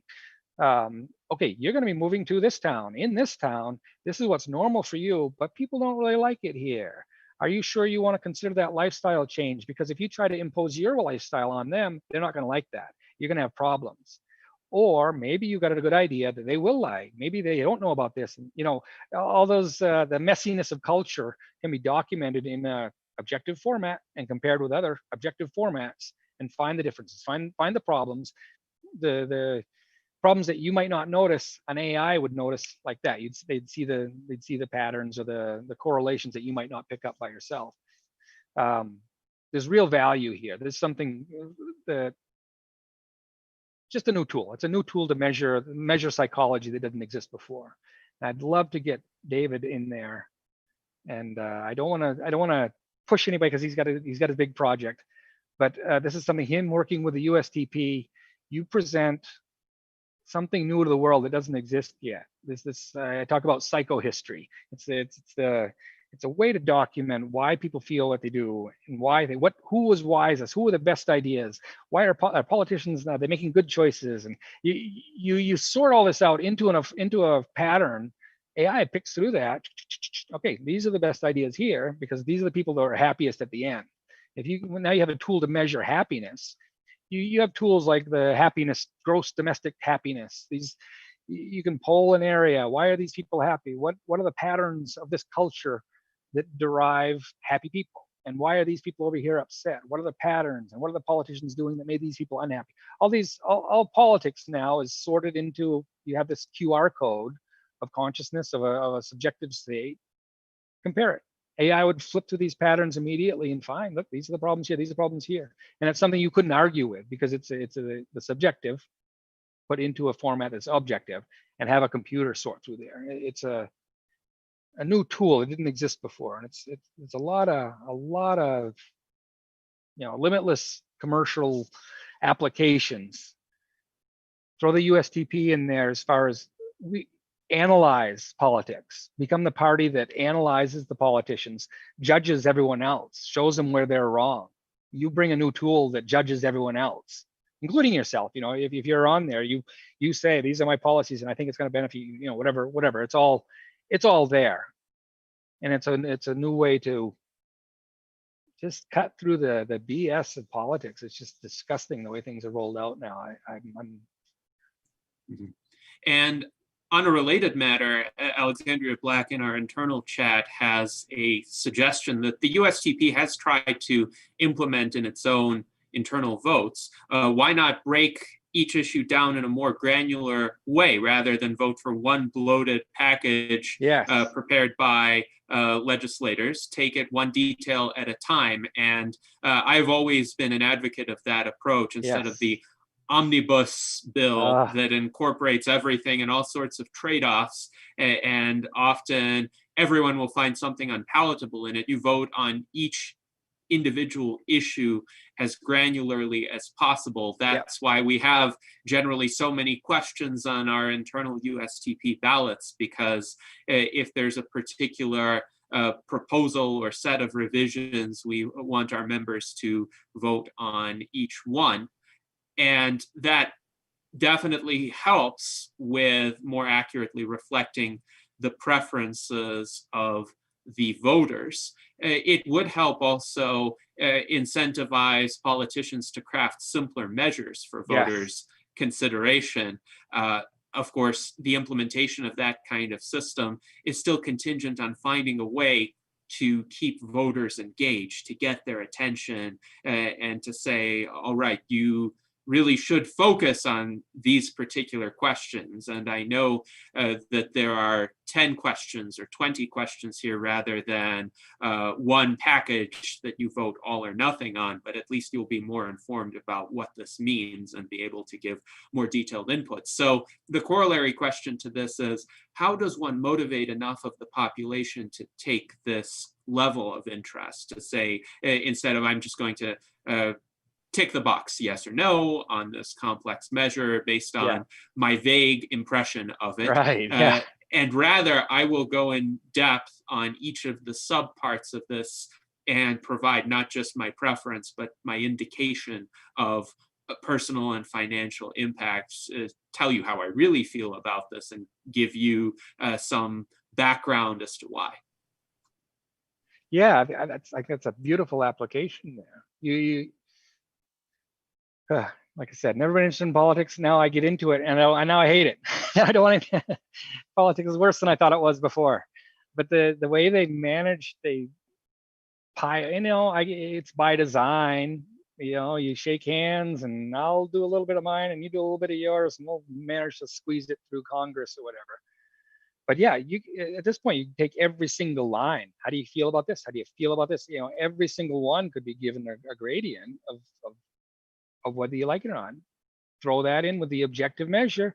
You have the CBO telling you, oh, it's gonna these taxes will do this, and did any of them come true? Did anything that the CBO said come true? Has that ever been checked? I've always heard CBO says that this will be $2 trillion whatever benefit over 10 years. Okay, did anybody check their math? Has that ever been checked? I've never seen that where they said, oh yeah, CBO was right on the money, or no, they were off by 80%. I don't know. Anyway, all these things can be measured and put in a way. The beauty I see is just the simplicity. You have an interaction with your government that's dead simple. How do you feel about this? And whatever you know about it, you don't have to know a lot to know this isn't a good idea. And if you do know a lot, maybe there are some deeper repercussions that that other people don't. It still might be a bad idea. It simplifies government to the level of, you don't want people to be worried about, if you're depending on someone having a deep understanding of government to be able to make a decision, that's a bad government right there. You're doing it wrong. If you want the people to make complex decision processes, that's the wrong way to do it. It needs to be simple enough for the people to have. It gets back to that question. It has to be a simple enough question that, yes, I feel strongly, yes, one way or the other, without a deep understanding. That's a failure. Yes, go ahead, David. Yeah, thanks for letting me jump in. I want to dovetail on something that came to me as I heard you talking about that. Besides getting people's opinions on how it affects them and getting them more involved, which I think the Q vote does a great job of, maybe it could also help us with something else. Voter turnout, or percent of people that are eligible to voting. Even in our internal Transhumanist Party elections, we don't get anywhere close to the number of people that could vote who vote. Yeah. And with the exception of maybe this last presidential election, that's been pretty much true of modern, U.S. politics. There's a low number of people that turn out. So as I'm listening to this discussion, it occurs to me that people being able to express more of their opinion through Q vote could be something that could attract people to come out. But then I was also thinking, I know people that are single issue voters. Yeah. So presidential elections are perfect for that. A lot of people come out and vote in presidential elections that don't vote any other time, and they really don't care about their local judges or even the mayor and many other things across the state. So how do we leverage that? I think Q vote is maybe a good part of that, but I was also thinking that we can tell people to be as involved as they want to be when they come to vote. So the Q vote gives them an opportunity to express more, but maybe they also want to express less in other issues that just doesn't matter. And we can tell them that we are gathering their most important information about what they feel passionately about in the Q vote process, and feel free to not express opinions in areas where you don't have that passion. And one last thing, I want your opinion on these. And then one last thing is that some voters only show up to vote when their particular issue is on the ballot. So instead of having all votes being binding on the ballot, this is something, Gennady, maybe we could think about for the USTP, that we have additional questions that have proven to be very popular in the past, and we call it like a confidence vote. It's already decided, we have a platform plank, but we want to know how the current membership feels about, say, for example, that platform plank, driving those people to come and vote, and hopefully they'll also vote on some of the other things that are there. So I'm going back to trying to increase voter participation, and perhaps as a side effect of that, gain more trust, more confidence in the overall voting process. So since you focus so much on this area, hopefully I haven't made this too broad. I'd be interested in your comments. Yeah, well, I think, well, you go to the root of why are people involved. Like I said, I had no interest in politics, none, until 2016, and all of a sudden I couldn't avoid it. I didn't want to be in politics. All of a sudden I'm in politics whether I want to or not. It doesn't matter if I wasn't in politics, that's a political statement that, oh, you're for the status quo, whatever. You're political whether you want to be or not now, and I think that's horrible. That's a but that right there, that's a commentary on your government. If all of a sudden, if the populace is stirred up to the point where you want to be left alone and that's a political statement, there's something wrong with your government, and we all know that. So what I see this as, the vote was, when did they invent voting? Thousands of years ago. We're using a system, a piece of paper scratching on something to tell someone every couple of years whether they're doing a good job or not. It's so anachronistic. It's ridiculous.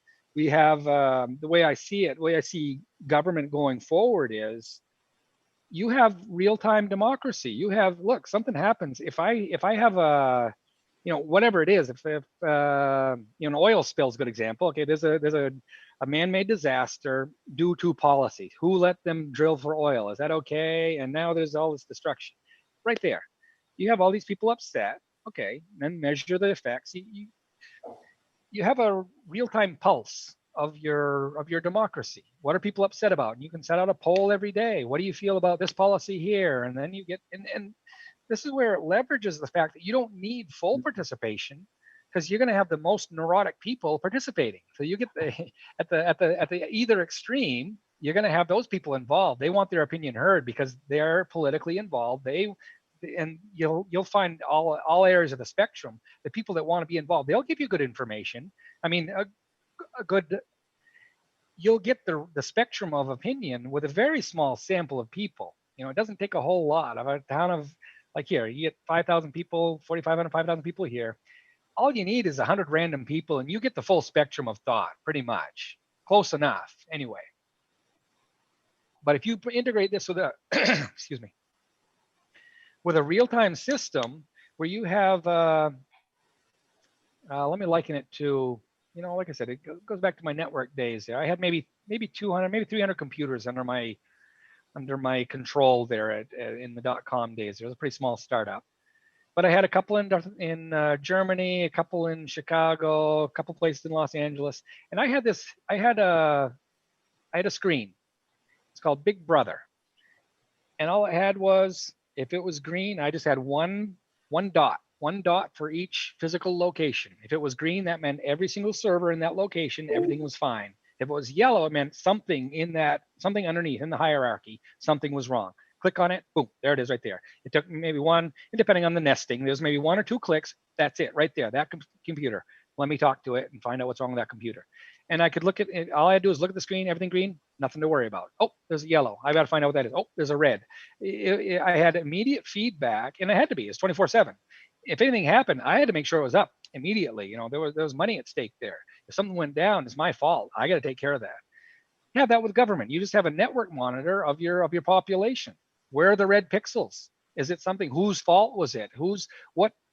What is the problem in your organization that someone is complaining about this right here? Or is it that person they're complaining about something they shouldn't be? Is that person, maybe they're complaining about something that was their own fault? You know, you got to discard that too. You know, you get false alarms on networks, same thing. You have a real-time feedback of governance. And if you have a policy, what's the in the last 24 hours, how have people's opinions changed over this? And that's the point of all this polling that everyone does. But the polling is done, you know, who knows? I haven't been polled personally, but they ask leading questions, trying to get you to answer one certain way. The way it's done is a game of persuasion. They who knows what kind of data they want. They're crafting information by asking the question. They impose, or they you know what I mean. They ask a question anticipating an answer, or a leading question, so that they'll get the right poll numbers. And at this point, polls, how accurate are they? Were they, you know, at this point you have with a real-time feedback, and so simple, just the color. How you feeling about this? The simplicity is part of the beauty of it. You get a network monitor. How do you feel with this policy? Boom, you get a whole bunch of green to blue pixels. Okay, that's a pretty good system right there. If you get a whole bunch of yellows and reds, something's wrong. What's wrong with that system? Oh, well, if you get right down to it, well, is it a failure of policy? Is it a failure of the person? It's one or the other. It's nothing else but that. Either the person's at fault or the system's at fault. Which one is it? And if it's you, if you said there was going to be a chicken in every pot and this guy doesn't have a chicken, well, that's your fault.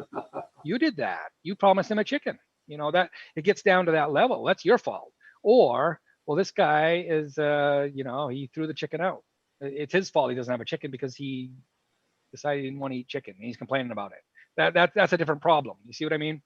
But yeah, here the you have system, I think, will really help as far as confidence is concerned too. Yes, and then you have like that builds the confidence. Yes, exactly. It's like electronic banking, for example. You know, we hear people worried about putting things online, things are going to be hacked, so and so forth. But I have quite good confidence in my electronic banking that I'll be taken care of. I can check my transactions every day. Yep, right there. You see that what I've submitted is there, and we need that in the voting process. Exactly. Yep. Yep. And I see this as a way to do that. You have, and like I said, the granularity, it doesn't have to be that great to be effective. All you need is the dozen most neurotic people in an area, and there's your information. You're going to find it. Here's the problem right here. This person is keenly attuned to this problem. They're going to tell you right away. You don't need to have a vote every 2 years to find out, because this person will tell you every day of the week. You know, you have full-time feedback, and that the trust will build if you see, okay, here's a bunch of red pixels. This is how long is this going to be red? How long are you going to take? This is a systemic problem right here. How long are you going to take as a government to take care of this? And if you see red for 3 weeks, a month, 2 years, whose fault is that? It's not the voters. We need service level agreements to govern this. Yes, yeah, there we go. 5 nines.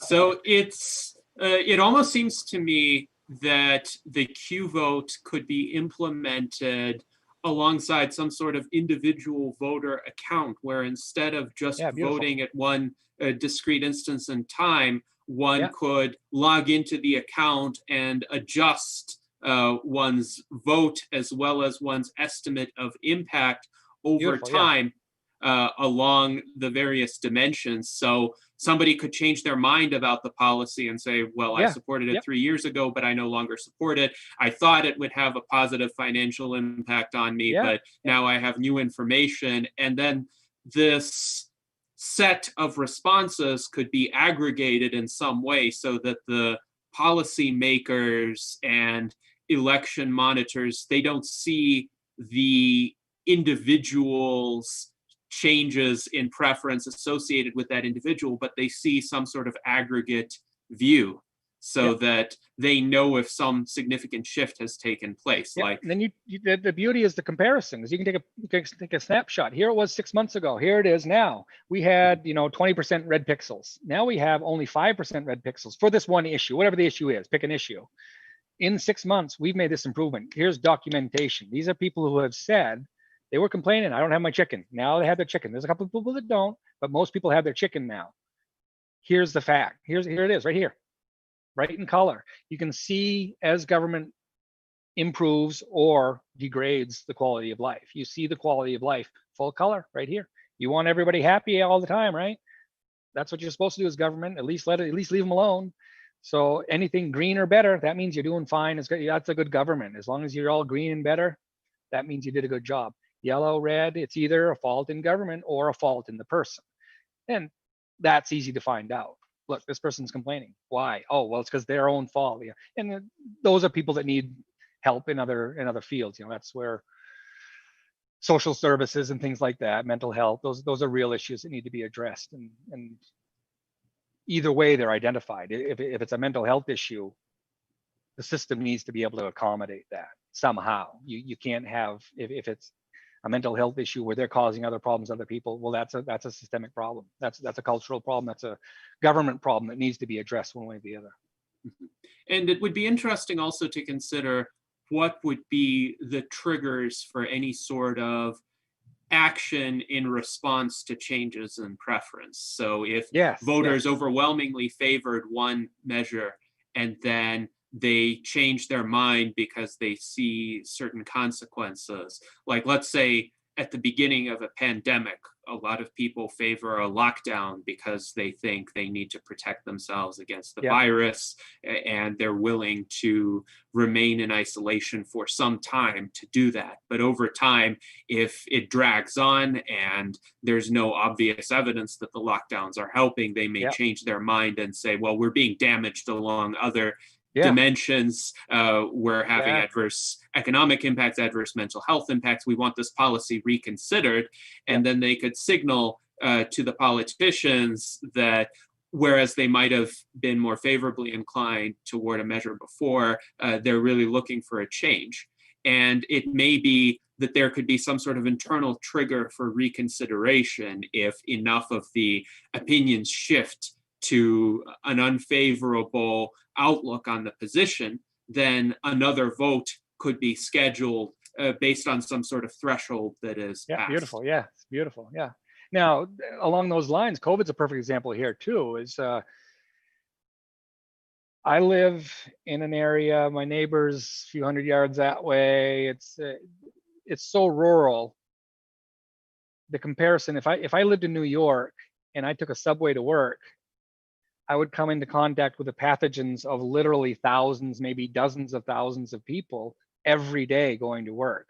The risk assessment for COVID in someone in that situation and someone with me, there's no comparison. It's orders of magnitude of difference. There's no way you can say what works for there would be appropriate here. It's a completely different world. When you're talking about communicable diseases, there's just no comparison. This would give you that granularity. In some areas, a lockdown, that's the worst thing you can do for these people. They don't come in contact with more than 3 or 4 people. If I go to the grocery store, I might see 8 people. That's it. If I go on a subway, that's it. 10,000 people, I get the pathogens of 10,000 people. So there's no comparison. But also, what I see this as is rolling out in an official format. Like I said, it's real-time feedback for government. If it's a COVID, bam, I put on my cell phone.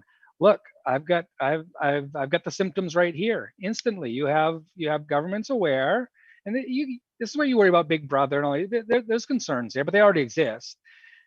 I've got COVID. Immediately, you have telemedicine here. What are your symptoms? I think I have it. Whatever. Those things can be taken care of in an immediate format. You've got a red pixel. Look, we might have an infection here, and if it's confirmed, okay, have them tested. Okay, this is definitely an infection. Please quarantine here. You stay here for 14 days. We'll have someone help. All these problems that come with the pandemic here, they could be identified instantly. You have that instant identification and what you need to do, and the communication with, these are the steps you should take. You should drink this. These are the medicines that are available. All this information that's all out there.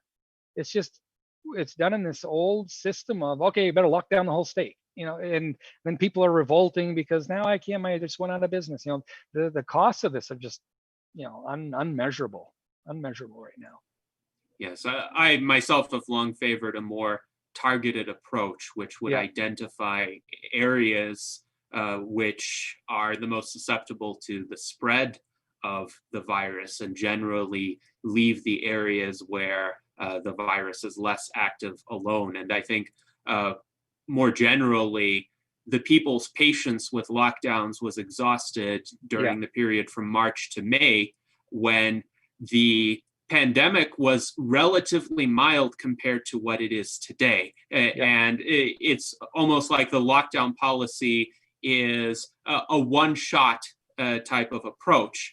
And even if it is used in certain circumstances, the politicians need to be very careful about when they deploy that approach, because if they deploy it prematurely, people's patience with it would be exhausted. And now, that's the end of the trust. You break the trust now. And now when they say lockdown, and probably the scientific fact is right now lockdown would probably be the best thing statistically for medicinally, but like you said, the patience is exhausted. And now you've got the kickback of, I don't trust the government and the anti-vaxxers. And you've got this whole cultural mess where you can't even solve it now. It's really a paradox. Yes, it's a dire and extremely challenging situation that we're living through, particularly in the United States right now. I would be curious with regard to your thoughts on some comments made by Edward Hudgens in the chat. He writes, the vast majority of personal decision should not be subject to a vote, but rather choices of individuals and voluntary transactions between one another. And having been in local as well as national politics for years, many activities combine ignorance with dogma. So in his view, political power is the problem. And he also writes, polls simply reflect opinions, which often have nothing to do with reality and are usually based on half-knowledge, ignorance, and ideology. He believes we should have little confidence in government. So what would your response be to that? And how do you think the quality vote could help alleviate some of these concerns? Well, right there, that he gets it. That's a philosophical point he has, is you get down to the root of, and this is where you go right down to the root of the theory, is you're in a network or you're not on the network. Either you're out alone in the wilderness. But if we're here talking, if he's on the chat, okay, you're part of the network. Okay, in that network, there's only three kinds. Centralized, decentralized, or peer-to-peer. That's it. One or the other. So if you are along the lines of, and where are you in that network? Are you a peer? Are you a client? Or are you the server? So server meaning, are you in charge? Are you the government in charge? Are you a peer meaning, are you a different branch of government, or are you a businessman? Or are you a client, meaning you're a citizen and you depend on the services of others? Where do you want to be on that? And that's where you have the psychological biases. Either you prefer to be in charge or you prefer to have things taken care of for you. Now, it sounds like he's on the libertarian side of things, where leave people alone, let them govern themselves for the most part. You do the big stuff and let the people. That's my personal philosophy is more along the libertarian lines of government. We need you to take care of the big stuff. Got to have a military. We're in a dangerous world. There are certain threats that I'm not capable of facing. That's what the government's for. A road, I need to be able to get to where I need to go. I need to be able to do commerce. That's what government's for. Leave me alone with the rest of the stuff. That's sort of my overall philosophy. On the other hand, you get into Social Security and these other things. We've got a real hodgepodge of it. So I sympathize with his point of view. On the other hand, it's a complex world, and we are dependent on government probably for too many things, in my opinion. But at the same time, we can't break that either. You have to maintain that. You can't just say, nope, we're not going to do Social Security anymore because people should be able to save for their retirement. Well, we don't live in that world anymore. That's gone. If that ever existed, it's gone now. The way the Q vote would fit into that is it recognizes that bias. Some people want a big government. Government does, depending on ask people, is government an overall net good or a net detriment? Which is it?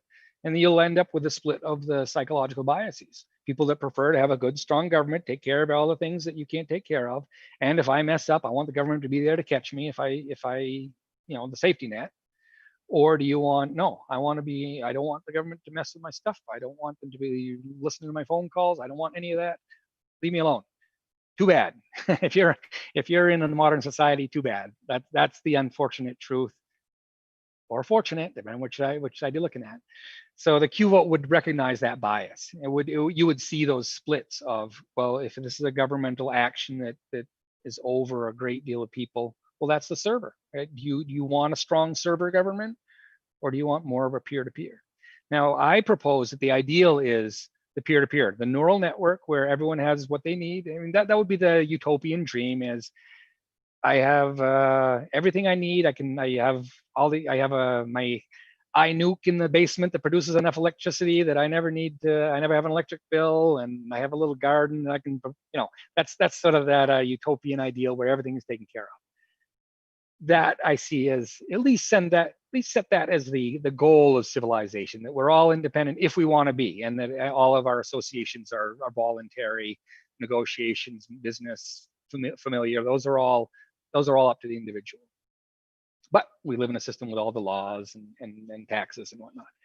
Anyway, so what I see as the Q vote would identify the people who want to pull towards that ideal, and the people who want to pull towards the ideal of a strong government that takes care of all our needs, the one world order, that preference. So that's where I see the values. It identifies those two biases, and you have to find a compromise between those two, because that's what we have. Yes, it does seem to me that the Q vote is more of a refined signaling mechanism. It's neutral as to the content of the policies that one favors. It just allows people to give more details about their preferences to the decision makers. And ultimately, there are two aspects of this. One is, what is the decision rule for determining whether a policy gets adopted, and whether and when it gets updated if the preferences change. And then the second dimension is with regard to the other feedback regarding impacts, financial impacts, personal impacts. How do policymakers take that into account? And it's interesting to consider that even in the status quo, voting can serve as a signaling function. This is often the argument I have made to people in favor of voting for third-party candidates, because the recognition is, yes, a third-party candidate is unlikely to win, but if the eventual winner of the election sees a significant fraction of votes devoted to that third-party candidate, that winning candidate can attempt to tailor his or her own policies to attract that electorate. Yeah. Or a losing candidate could say, well, we lost a lot of the libertarian voters. Yeah. We lost a lot of the Green Party voters. Why is that? What can we do to change to maybe win next time? So that signaling mechanism, it still exists in the status quo, but it's more muddled, because a lot of people think, well, there are more costs to me conveying that signal. Whereas with the Q vote, it's possible that they could convey that signal without worrying so much about the costs, because what do they have to lose if they try to tell the politicians, well, this decision really is going to affect me in the following way? Yeah, beautiful. What I see is one of the biggest values, I think, is it recognizes the plain facts that right now, what I've seen with the Democrat and Republican parties is the other is seen as immoral, not just wrong, but immoral. There's a morality judgment over the other person's point of view, and that's not true. But it's used that's the political tool right now. Is, well, they're this and they're that. It's a whole branding of an ideology as immoral, not just wrong, but immoral. I think that's the biggest thing I see right now, is the moral divide along political lines, and that's wrong. Of course you need big government for certain things. Of course you don't want government to touch certain things. Of course it's a mixture of that. And to believe that if someone believes this way, they're immoral for believing that, that's not right. So you can pick out all your peccadillos of your politicians and say, well, they're immoral, that's fine. But don't paint the whole group as that. So I see this as a tool to recognize the differences, right? But you have to recognize the value of a strong server. If you want, this is where the left kind of goes, nukes. Should we have nukes? I don't know. Other people have nukes that say they want to kill us. Do we have to have them? We're not using them. They're there for, for your big stick to carry around, but nobody's hitting anybody with them, thank goodness. But you need a big server there, maybe. But now everything's tied monetarily. Maybe war isn't really war anymore. We got nukes, we don't use them. Why don't we just nuke the people we don't like? Well, because that would the humanitarian and the monetary costs are so high, and we recognize those. We don't do that. Okay, so let's not use nukes. There's a good argument to say let's denuclearize. But are they going to do it? That if they don't, well, you're back in the same situation. You're still in this posturing game. So, but anyway, what I see it as, you bring into focus these things, these psychological divisions that, from what I can tell, have been kind of ignored, because each party can attract both psychological biases either way. And the Democrats have gone more of the big government, but so have the Republicans. If you think the Republicans haven't, you aren't paying attention either. So they're kind of conglomerated in reality, and then trying to divide themselves rhetorically. And that's what I see this as bringing into focus is, look, both these parties, whatever they tell you, the reality is they're into the big server. They're into the big government. You get your oligarchy, concentrated power. Neither one of them have a monopoly on what's best for you, no matter what you think. The reality is it's not true. So let's pick apart what are the benefits of this? What are the benefits of a smaller government? Let's show the focus. Let's show, look, this many people don't want, they're okay with higher taxes. These people do not want that at all. All these political, cultural, all these problems can be addressed in a way that show the divisions in color. It's not just arguing and rhetoric. No, here's a map. These people feel this way, and this is why they feel this way. This is why they think this way. They believe that the costs will do not outweigh the benefits. This is why they think that. You illustrate politics in a way that hasn't been done before, in a way that you can argue with. You just have to accept, okay, I understand. No, he doesn't. He wants to be more independent. That's why he doesn't want, even though you say it'll benefit him, he doesn't feel that way. He doesn't want to be benefited that way. He wants to be left alone. That's not a benefit to him. If you say, oh, this government program will do everything you need, he doesn't want that. He wants to be left alone. You have to respect that opinion, whether you agree with it or not. That's why he feels that way. That's why he doesn't agree with you. So instead of a moral judgment, it's just the fact of, look, this guy's preference is this way. This guy's preference is this way.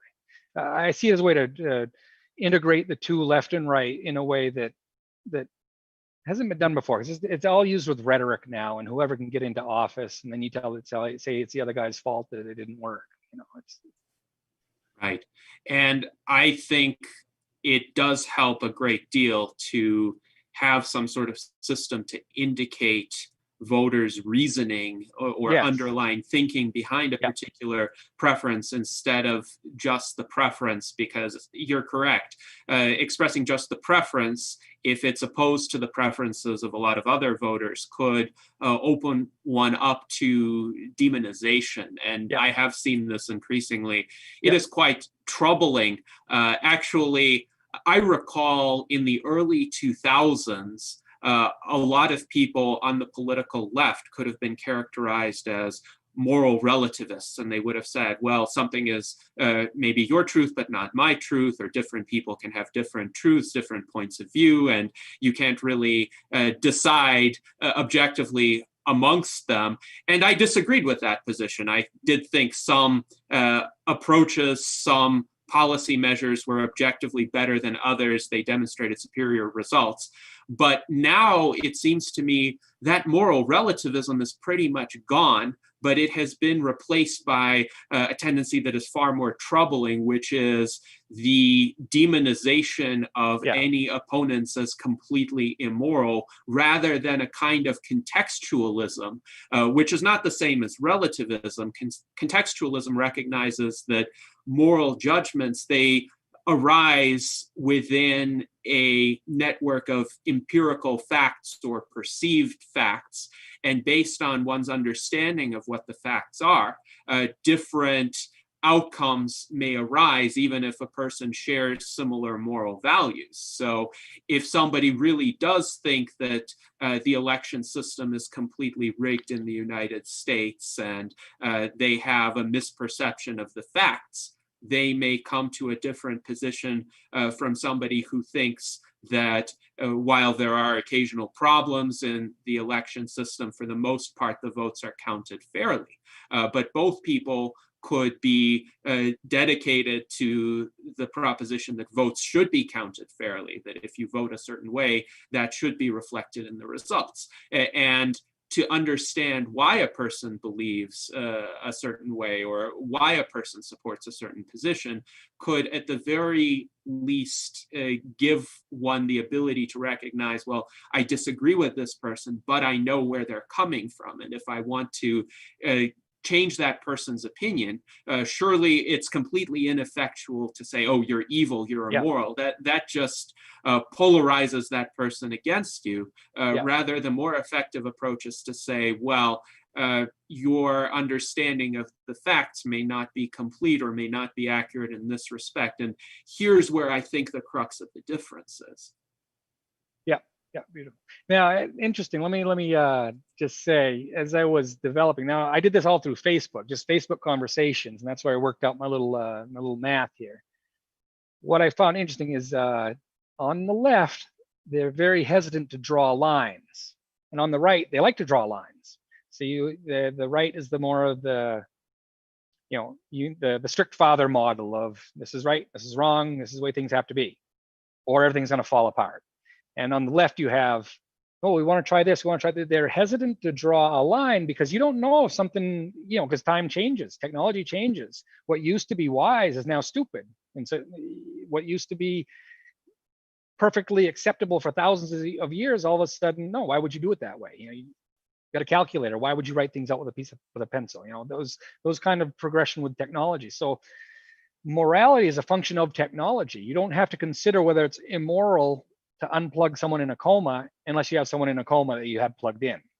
That you change these the dynamics of morality with technology.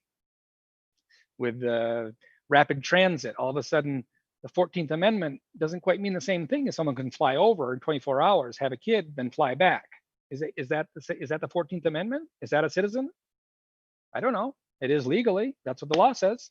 These questions that used to be can be questioned further just due to technology, nothing else. Anyway, what I found interesting was the left is very hesitant to draw a line because they don't know if something might change later. Like you said, they want to get a contextualized morality, and they're right to believe that's a feature and a bug. Because if you can't draw a line, well, then you're painted as a moral relativist, and you can be demonized that way. But you have to allow for that. You have to allow for things that you didn't foresee happening. Who knew we'd have and Thomas Jefferson wouldn't have written the Constitution the way he did if he had a cell phone and he could talk to someone anywhere in the world instantly. That wouldn't be the same Constitution. So obviously things have to be changed. There have to be amendments. We have to be able to move those lines.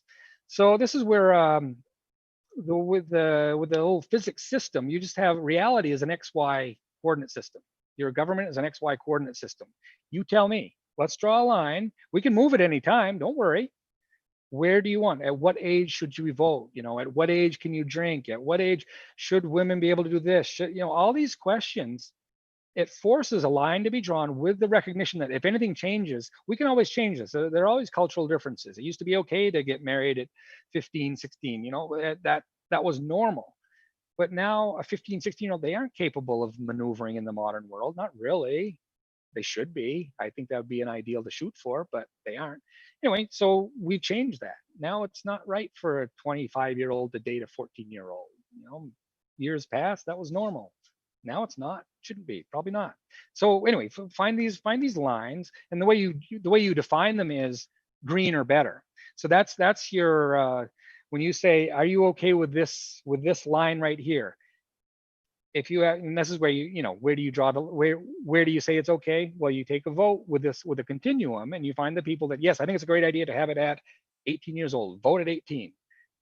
How many people are okay with that? Is everybody okay with that? That's where you draw the line. So you get enough over your goal is not a goal. It's just on the continuum, green or better. At least it doesn't bother this amount of people.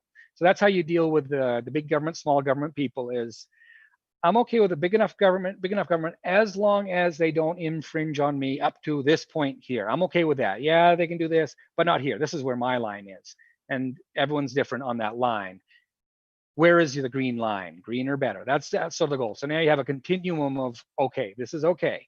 At least people aren't bothered. At least a certain number of people are not bothered. And you'll always have the outliers of the, and that's where you get into mental illness and problems where, okay, that's a separate problem. If they don't agree with this, that's a problem with them.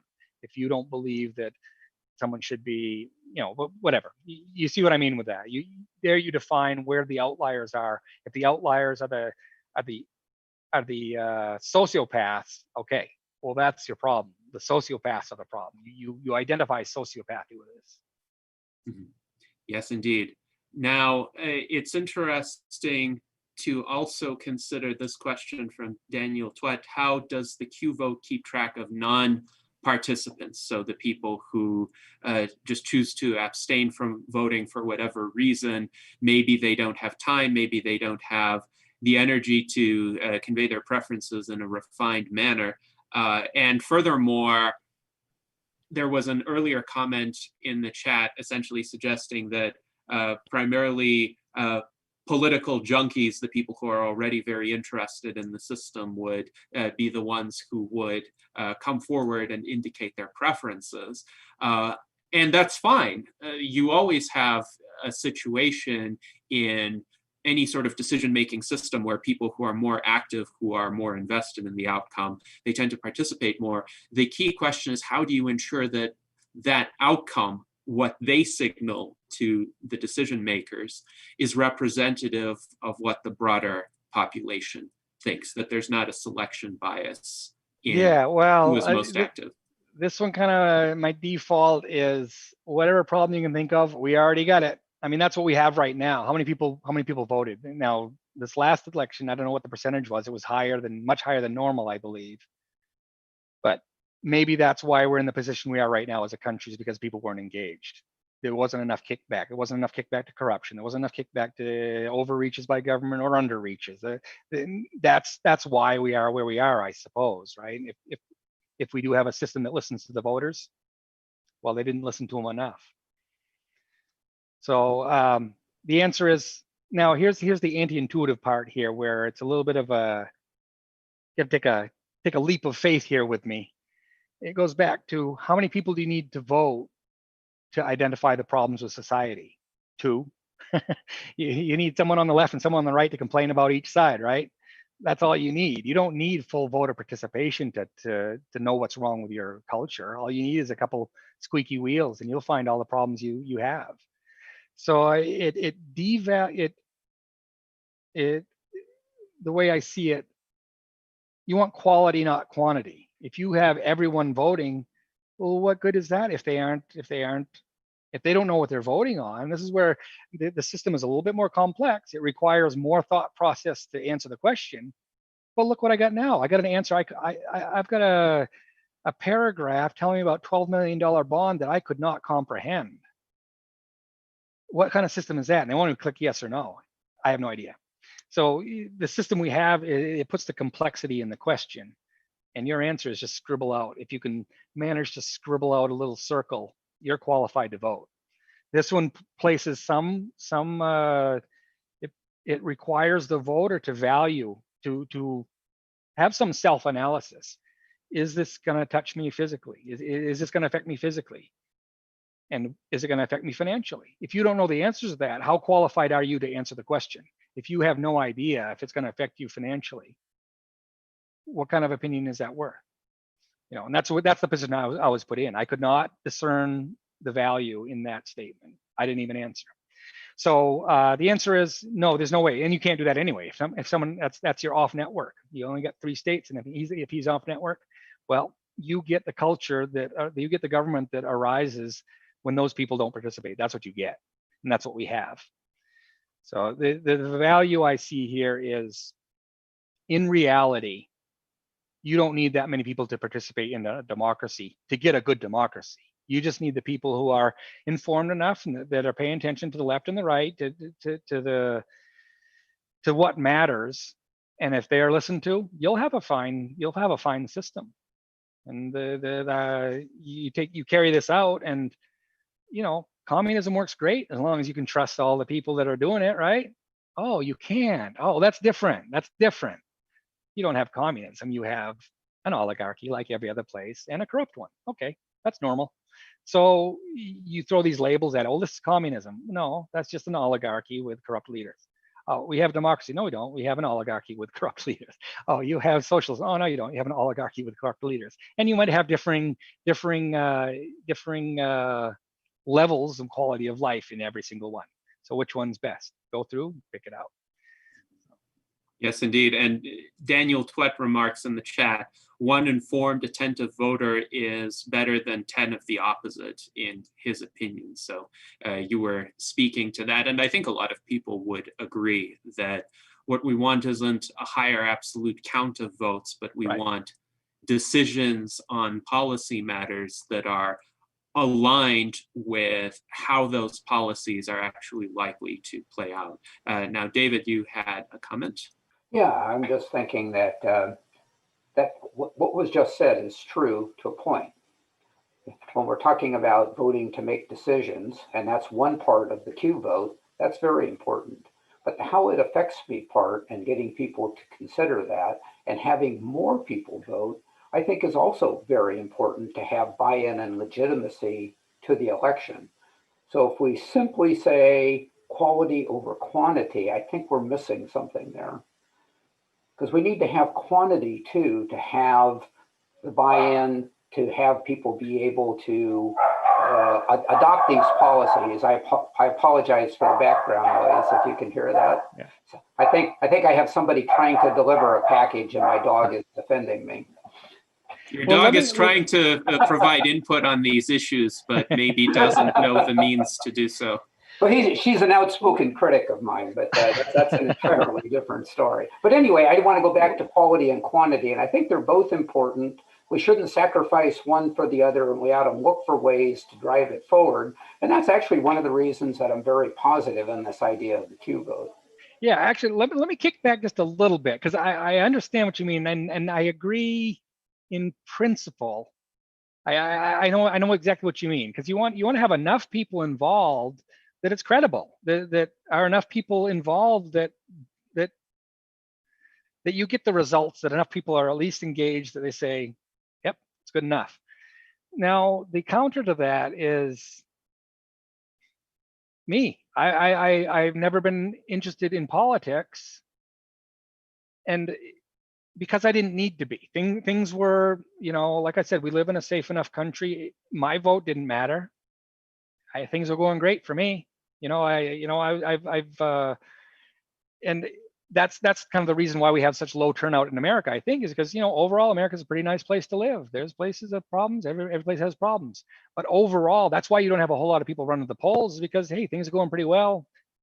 Why should I even drive down? What's one vote going to do? That's that. And if things are going well enough, then it really and genuinely doesn't really matter that you get that many people involved if things are going well enough. So what I see with the Q vote is, you've now have high definition feedback for whatever it is, and you don't need a lot of people to do that. All you need in a town of my whole town, all you need is one person with a cell phone to take a picture of this telephone pole fell down, or whatever it is. One person is enough to take care of that problem. One person is enough to complain about, whatever at the school, whatever, pick a topic. All you need is one concerned citizen with, legitimate concern that needs to be taken care of. It's not his responsibility, it's someone else's. If it's the government, okay, all you need is one person. take care of this, and they take care of it. Well, good. That one thing is enough to cover 5,000 votes for that one thing. Do you see what I mean? But on principle, yes, I agree with you. The more people involved, at least there's a feedback. But ideally, everything's going great. You don't have to vote at all, right? Imagine if your government was perfect, you don't even need to vote. The ideal situation I see, you go to your sci-fi future, you have your AI government with the feedback as systems arise. The only time you vote is when there's a problem. Hey, look, there's a problem right here. AI takes that into account. These are the solutions for this right here. Oh, this is a systemic problem here. All the analysis is done. You don't need everyone to vote. All you need is a one person who has a problem to say, hey, look, this needs to be taken care of. And instead of a vote every 4 years over the next guy that's going to tell you there's a chicken in every pot, you have 24/7. Any problems, they're addressed, they're noted, they're logged. Here's a video. There's a snapshot of the problem. This is the people that are responsible for that. How long are you going to leave that a problem? How long are you going to take to fix that problem, government? Because that's your job right now. This citizen complained about this right here. Clock starts right now. 24 hours, it should be fixed. This is a small problem. You send a guy out, it's fixed. And then you go into bigger problems of the educational system. You got you get deeper problems you want to go, but they're logged instantly. Here's the problem. Take care of it. So that's where that's my counter is the quantity isn't necessarily important in an age where you have a cell phone. Take a picture. That one picture will take care of 5,000 votes. I think that's a good response. I want to point out though that what we're doing is we're playing into human negativity bias by doing that. We're defining success by problems. We're defining success by what we fix. I mentioned that I have an IT background too, so I'm quite used to scanning my networks and using something like SolarWinds to tell me what's going on, or different Microsoft monitoring tools to tell me what's happening in depth with my servers or my virtual servers, things of that nature. One of the things I always had to do is come review time with my management team was not talk about all the things that went wrong and got fixed and how quickly they were fixed, and brag about SLA, which is service level agreement, which defines things for those that aren't familiar with what is a problem and how long do you have to fix it and so forth and so on. So what I always needed to do was turn this around and talk about 5 nines of uptime and sell it on all of the positives to overcome the human negativity bias. I think that's what QVote can help us do, is by showing the positives instead of dwelling on the negatives. Both. And this is why we need quantity and quality. Yeah, that's where you want the quantity of the good things, because if you're a government, you want to be seen as beneficial or at least innocuous, right? So this is where the politicians would say, look, we did this, we got this park in, and whatever it is, the positives, and here's the track record. We asked these people in this area and they love the park. The kids go play there, whatever. We put up a soccer field, all these things that are governmental activities with the expectation that you're making the quality of life better for the citizen. Well, here's your track record. We put in a new park, and here's all the citizens, and you have a map. Here's a map. Here's all the little purple pixels. All these people are happy that this park is in here. And then we asked them 6 months later, yeah, they still love it. Oh, the slide broke, and they took care of it in 24 hours. You see a red pixel. Oh, the slide broke. Oh, 24 hours later, it's fixed. You see a responsive government. This would be a track record for government. Say, look, we're here to help. We're here to make your life better. And this is how we've done it. And here's our track record. These people here said it was good. They were happy with it. Maybe 2 years later, maybe they aren't quite as happy. Maybe there's just, oh yeah, the park's okay. You don't know, but you have a track record. You say, look, for 3 years, all these people did was rave about this park. Now they're not as happy, but they aren't complaining about it, at least. You see what I mean? You give a track record, good or bad, and you show if something went wrong and it was your fault, well, how long did it take you to fix it? You have a track record of downtime. You want a 5 nines government. Yeah, there's going to be problems. Make it 5 nines, make them small. Yes, and I think this also raises the question of the desirable scope of voting. In other words, what should be voted on versus what could be left to some more direct decision-making process. And this is the case in any locality. So if the street light burns out, for example, nobody is going to take a vote on whether to replace that light. It just happens in due course. Whatever the system of municipal administration is, one would hope that they get around to replacing the light sooner rather than later. And if they don't, it's a sign of dysfunction. So the decisions on which votes need to be taken are those where there could conceivably be a substantial difference in preferences that is not reconcilable by other means. So even if there's a difference in preferences, but person A could do their own thing, person B could do their own thing, and they could both realize their visions without a conflict necessarily arising, that doesn't have to be put up for a vote. And even in the administration of a government official's duties, if person A says, well, I have this request that you can technically fulfill within the bounds of your power, person B has a different request, but the two requests are non-clashing, so the government official could say yes to both A and B, then that wouldn't require a vote. That could just be part of the discretionary power of that official to deliver on. Whereas if doing something for A necessarily harms B, or doing something for B necessarily harms A. So it's not a Pareto efficient move in economics parlance. Then there would have to be some sort of way of aggregating decisions or preferences so that you don't run into these kinds of conflicts. Or if you do, at least the people who are more adversely affected would be able to say, well, we had our chance to provide input on this decision. And this is where a small d democratic system can serve a valuable role, because then the people who are in the minority on any given decision, they wouldn't be able to say that they were just disregarded, that they were ignored.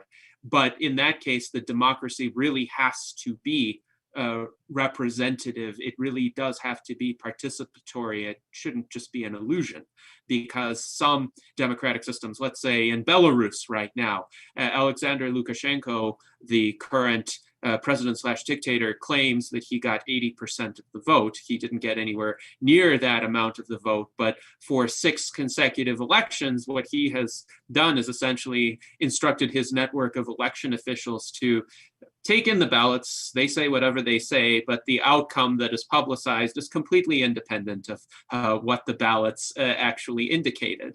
But he was able to just use the vote totals that he ostensibly got as a kind of smokescreen of legitimacy. And the people who didn't care very much, they would just say, I don't know if he actually got 80% of the vote, but the system is too big for me to confront. If Lukashenko had declared himself king or emperor, people would probably say, well, this is not really in line with anything about the modern world at all, and it would seem kind of ridiculous. But if he has the facade of being a democratically elected president, that gives him a bit more legitimacy in today's world. So it's very important, and this is something we've considered in the USTP as well, to decide what matters come up for a member vote versus other mechanisms that could take care of them just as effectively, as long as they don't infringe upon valid prerogatives that people may have. So, David, you had a comment in the internal chat that I would be interested in hearing you elaborate upon, where you distinguished a pressure map from a line. I would be curious as to your thoughts on that. Yes, that goes back to our discussion about talking about where the line is drawn. And let me say that one person that I knew for a lot of years had lines drawn all over the place. And this particular person was very, knew exactly where those lines would be, and they didn't move much. And I actually admired them, because I could never get to that. I tend to see things not in the form of a line, let's say, but I talk about pressure map, or some people call it a heat map, many times driven by technology, which was what our discussion was about when we were talking about those things, and how technology puts something on the table to have a line drawn or a place to make decisions. I think that with the state of technology and the rate of exponential improvement in technology that's currently going on, we don't really have lines. What we have is we have this pressure map, if you can envision that, which is dynamic and it's constantly changing. Yeah. So we can speak about lines perhaps only from the standpoint of people who understand that concept, but if we can get them to understand the concept of a pressure map, Yes. then we know what we need to dynamically move resources Yes. and discussion about. So that's what was behind that. Yeah, beautiful. I see it as a heat map. As a heat map, you want cool colors. Everybody's cool. You got hot colors. Something's wrong. People are upset. And it doesn't matter why they're upset. They're upset. Move them over. You do a color shift. You get a real-time heat map of your culture, of your democracy, of your town, of your family. You know, the scales from individual to the world. You know, this would be a neat thing for the UN to have. Sure, because what it does is it keeps us from continuing to solve the same problem that was identified 5 years ago, and that's moved on. But we haven't. We're still pouring time and materials into that. Yeah, beautiful. And then you got a track record. What shifted? What shifted the culture? What shifted the quality of life? What cooled it off? What heated it up? What were the parameters? Exactly. This is where I'd love to see AI come in. I'd love to have David Kelly tackle this. Is you take this data and you pop out any question you want in the world. How you feel about this? Heat map. How you feel about this? Heat map. And they'll vary, you know, and then you'll find those cultural differences, the psychological biases will all become apparent. And then you see that it's not a moral judgment of the other person is wrong. It's no, they have a different opinion on some way they think things should go. There's nothing wrong with that. And here's why. And here's the financial reasons. And you integrate all this, the whole, you know, life itself is integrated condensed into a pixel. You map that out on a 24/7 map. You see the color. You can make a movie of, okay, we're going to spend money on this right here, this government program, and we project that these people will benefit. Okay, did it come true? Did it happen? Did these people, you know, that's the constant, like I said, never been into politics, but you know, you hear the stuff and you know, oh, well, they're going to pour more money into this school here because their grades are low. Well, did it work? Did their grades go up? Okay, then why did you spend that money? Where did that money go? That was wasted money. If your goal was to help the kids, that didn't work. Well, why don't you change this? You know, you have an objective record of subjective thoughts and of subjective opinions, and you have that forever. You know, internet's forever. This worked. We spent this money here, and these were the repercussions. Oh wow, we had, you know, mostly yellow. Some people were okay. A lot of people weren't happy with it. We spent this money. Hey, everybody's into the blue. Some people loved it. There's only 3 people that didn't like that out of 10,000 people, and those are the people that you know, they're the sociopaths. So, you know, literally, this is where you would find those occasions, and you say this was money well spent. AI would look at that. Okay, we spent money on this product here with this group of people with these parameters. This kind of money spent here was the best spent money that they've ever spent, and here's the record.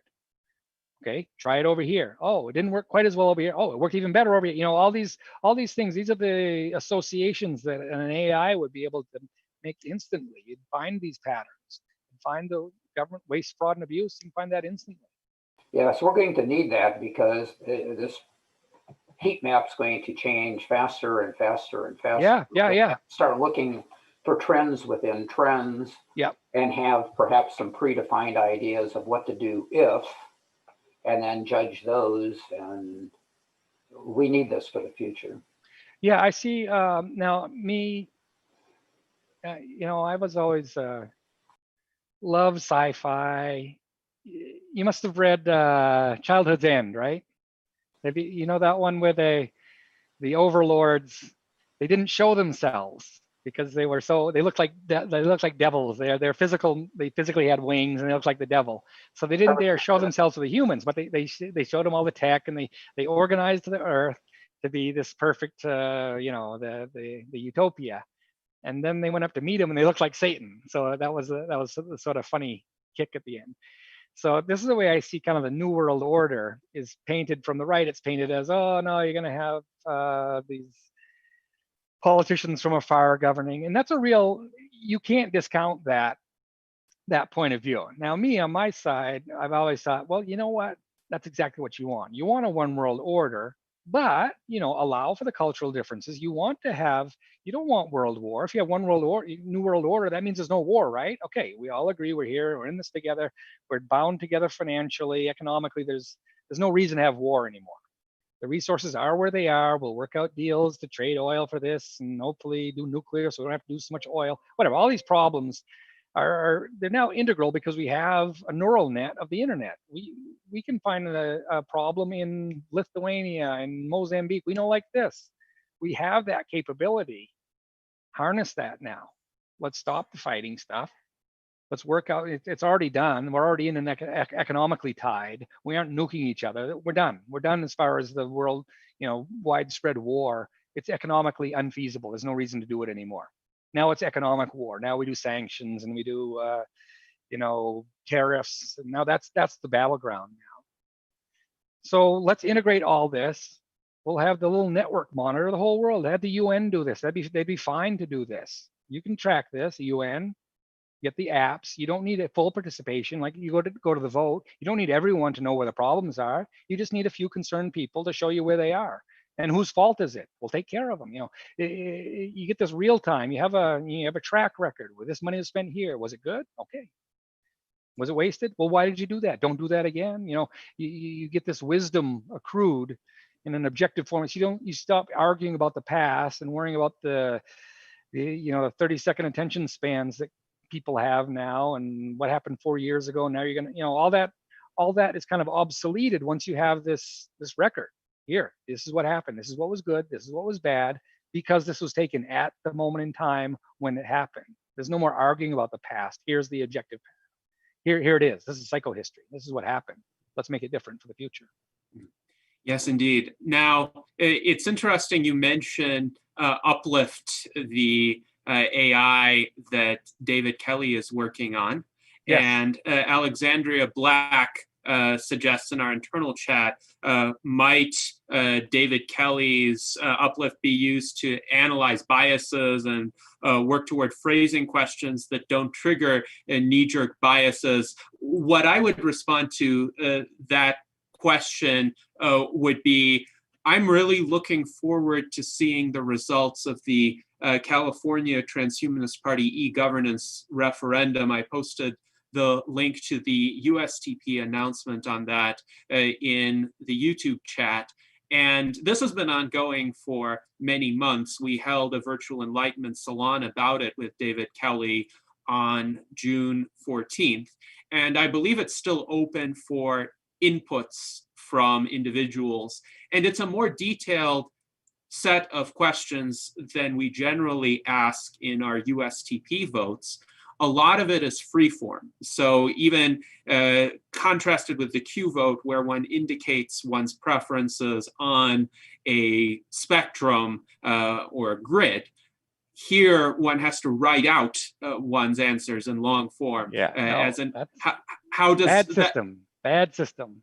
So you think it's not going to be practicable. Now, this AI supposedly would somehow integrate all of these responses into an output or a set of outputs. And my question, not knowing the internal workings behind the scenes, would be, how would it do that? What logic would it use? Would there be any set decision rules by which it would be able to say, well, the majority of voters decided in favor of this idea or in opposition to this idea? Or would the best that the system be able to provide be some sort of narrative saying, well, some voters thought this, other voters thought that, and presumably if it has a good system for recognizing the input, something GPT-3 quality. It would be able to put out coherent language about it, but would it be able to really say,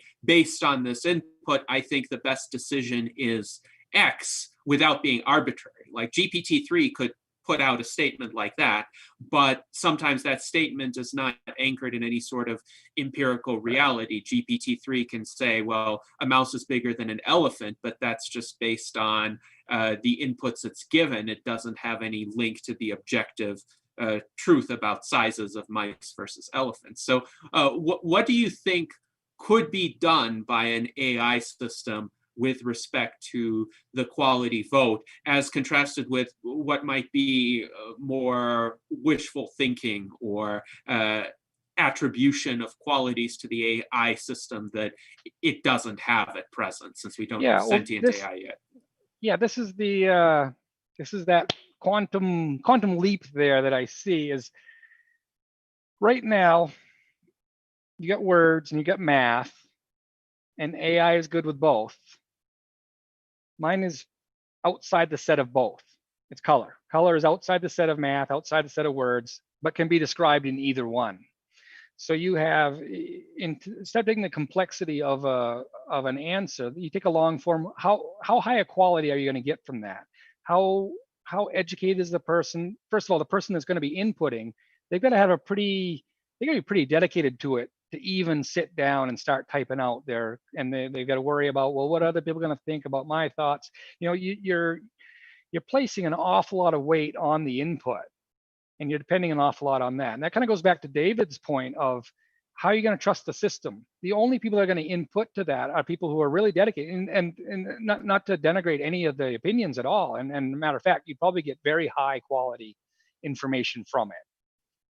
What this does, it makes the input so easy. You know, you can have a 5-year-old, a 3-year-old will be able to input with this. You lower the bar of the input to the point where it's very easy, but very accurate too. You get a good feel of what, and it's so that's the beauty. The simplicity is the value, is that the answer is just, it's a tenth of a second. The amount you have to engage someone's attention is very brief. So your question is important. The question that you ask is the important part. You have to craft that skillfully, and then you extract how people feel about your question. So instead of relying on the complexity from the user end, that's the simplicity, which is the vote right now too. Yes, no. It's a color. How do you feel about this? How strongly do you feel about this?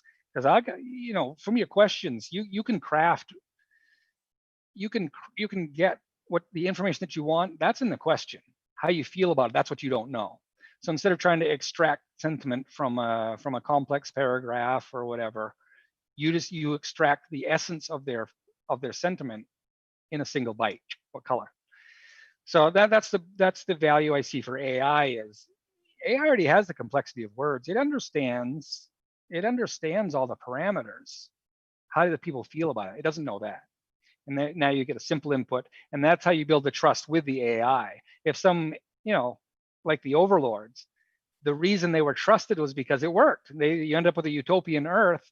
Then once you had the utopia, then the overlords revealed themselves as these devil-looking creatures that you wouldn't have accepted those devils coming down and saying, we know how to run things because they look like the devils. Nobody would have accepted them. But they had the results first.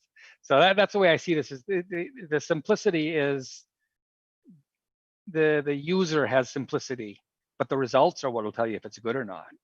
And how do you know if it's good? Well, I said it was good, and look, it worked out. Or I said it was going to be bad, and they tried it anyway, and look, I was right. So you have the credibility is carried through over time. You see the credibility, you see the input from the users, instead of depending on this AI overlord that half the people think is going to destroy us all. You have that integration with the populace. You have real-time feedback with AI. You give credibility to the system. Mm-hmm.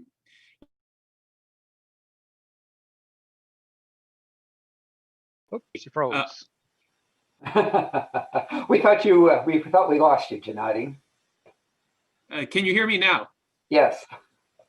Yes, my apologies. Your observation with regard to the amount of time it takes to provide this kind of input is definitely a valid one. It took me some time to even find a block of time to respond to all of these questions in the California Transhumanist Party referendum. So it definitely would be a more concise system that you propose, and hopefully that would encourage additional participation. But in the link that I provided, people can actually read my individual answers to all of those questions, because I decided if I was going to spend the time crafting them, I might as well publish them in order to give people an understanding of the kind of thought processes that were involved. And I would encourage others to do the same, but I understand it is labor intensive. It may favor, though, those respondents who take the time to craft these kinds of detailed answers. And that's what I would be interested to see as well. So now I think it's a good opportunity to go around for some closing remarks among the U.S. Transhumanist Party officers. And actually, let's start with the comment from Alexandria Black, who suggests making government boring again. And I think we have... I'm there. I don't want to hear about it. Just make it work. Right. So go ahead, Alexandria, if you want to elaborate on that. Well, boring in the sense that it works so well that, and so automatically that we don't have to worry about it. Exactly. Yes. That's about it. And thank you for your fine work. And we're looking forward to seeing how that meshes with our current projects. Beautiful. I love it. Thank you. Indeed. And I think some of us find these questions fascinating, like how do you design a voting system? How do you design a system of government? How do you approach policies in a way that is constructive? I apologize. I've got a situation. I've got to go right now. I apologize. I thank you very much for the platform here, and I really look forward to working with you and getting some stuff going. I'd love to work something in with my town. Get some. It's a new tool with AI, a new tool for e-governance, a new tool for society, for the world, for the UN. I look forward to working with this and getting something going. But I've got to go right now. And thank you very much for talking with me. I really enjoyed it. Thank you. Thank you, Dan, and farewell. Please feel free to go ahead and take care. In the meantime, we will talk soon. Let us go. Yes, indeed. Let us go to closing comments from the remainder of our panel. So Art, Ramon, what are your thoughts regarding this conversation? Actually, I was going to ask Dan if he had a proof of concept we could run through to see what it looks like to actually use it. But it looks like he took off. So maybe in a follow-up email, see if he had some website or a little program or an Excel or an Access type program to kind of run through it and get the gist of actually using it. So yeah, I'll probably follow up with him. Yes, please do. And I did illustrate a kind of conceptual way in which we could try out this concept within the USTP, even using our current Google Forms approach. I would probably want to test it on one or a few questions that are easy enough for people to just vote yes or no on, and hypothetically present their personal and financial impacts if these policies were implemented in the United States. So that's one possibility. But if he has something, some system or even a set of spreadsheets for translating the inputs into these color-coded outputs, that would be great. So I would be curious if he has attempted this already, or if he's just trying now to get this quality vote concept trialed somewhere. So now let us go to David Shoemaker for his closing remarks. Yeah, another great session today. I'm really for anything that will help improve people's confidence in the vote and also increase engagement, have more people interested in wanting to participate. I think quality vote could perhaps do that. I think ranked choice voting can perhaps do that. I think putting them together is going to require some effort and some testing. And I'm really hoping that we in the USTP will do that and show that we can keep our own statistics based on what our past elections have been like, and then map that as we move on into the future and perhaps use to sell that in municipalities or wherever this would seem to be appropriate. So I'm really grateful that we had this discussion today.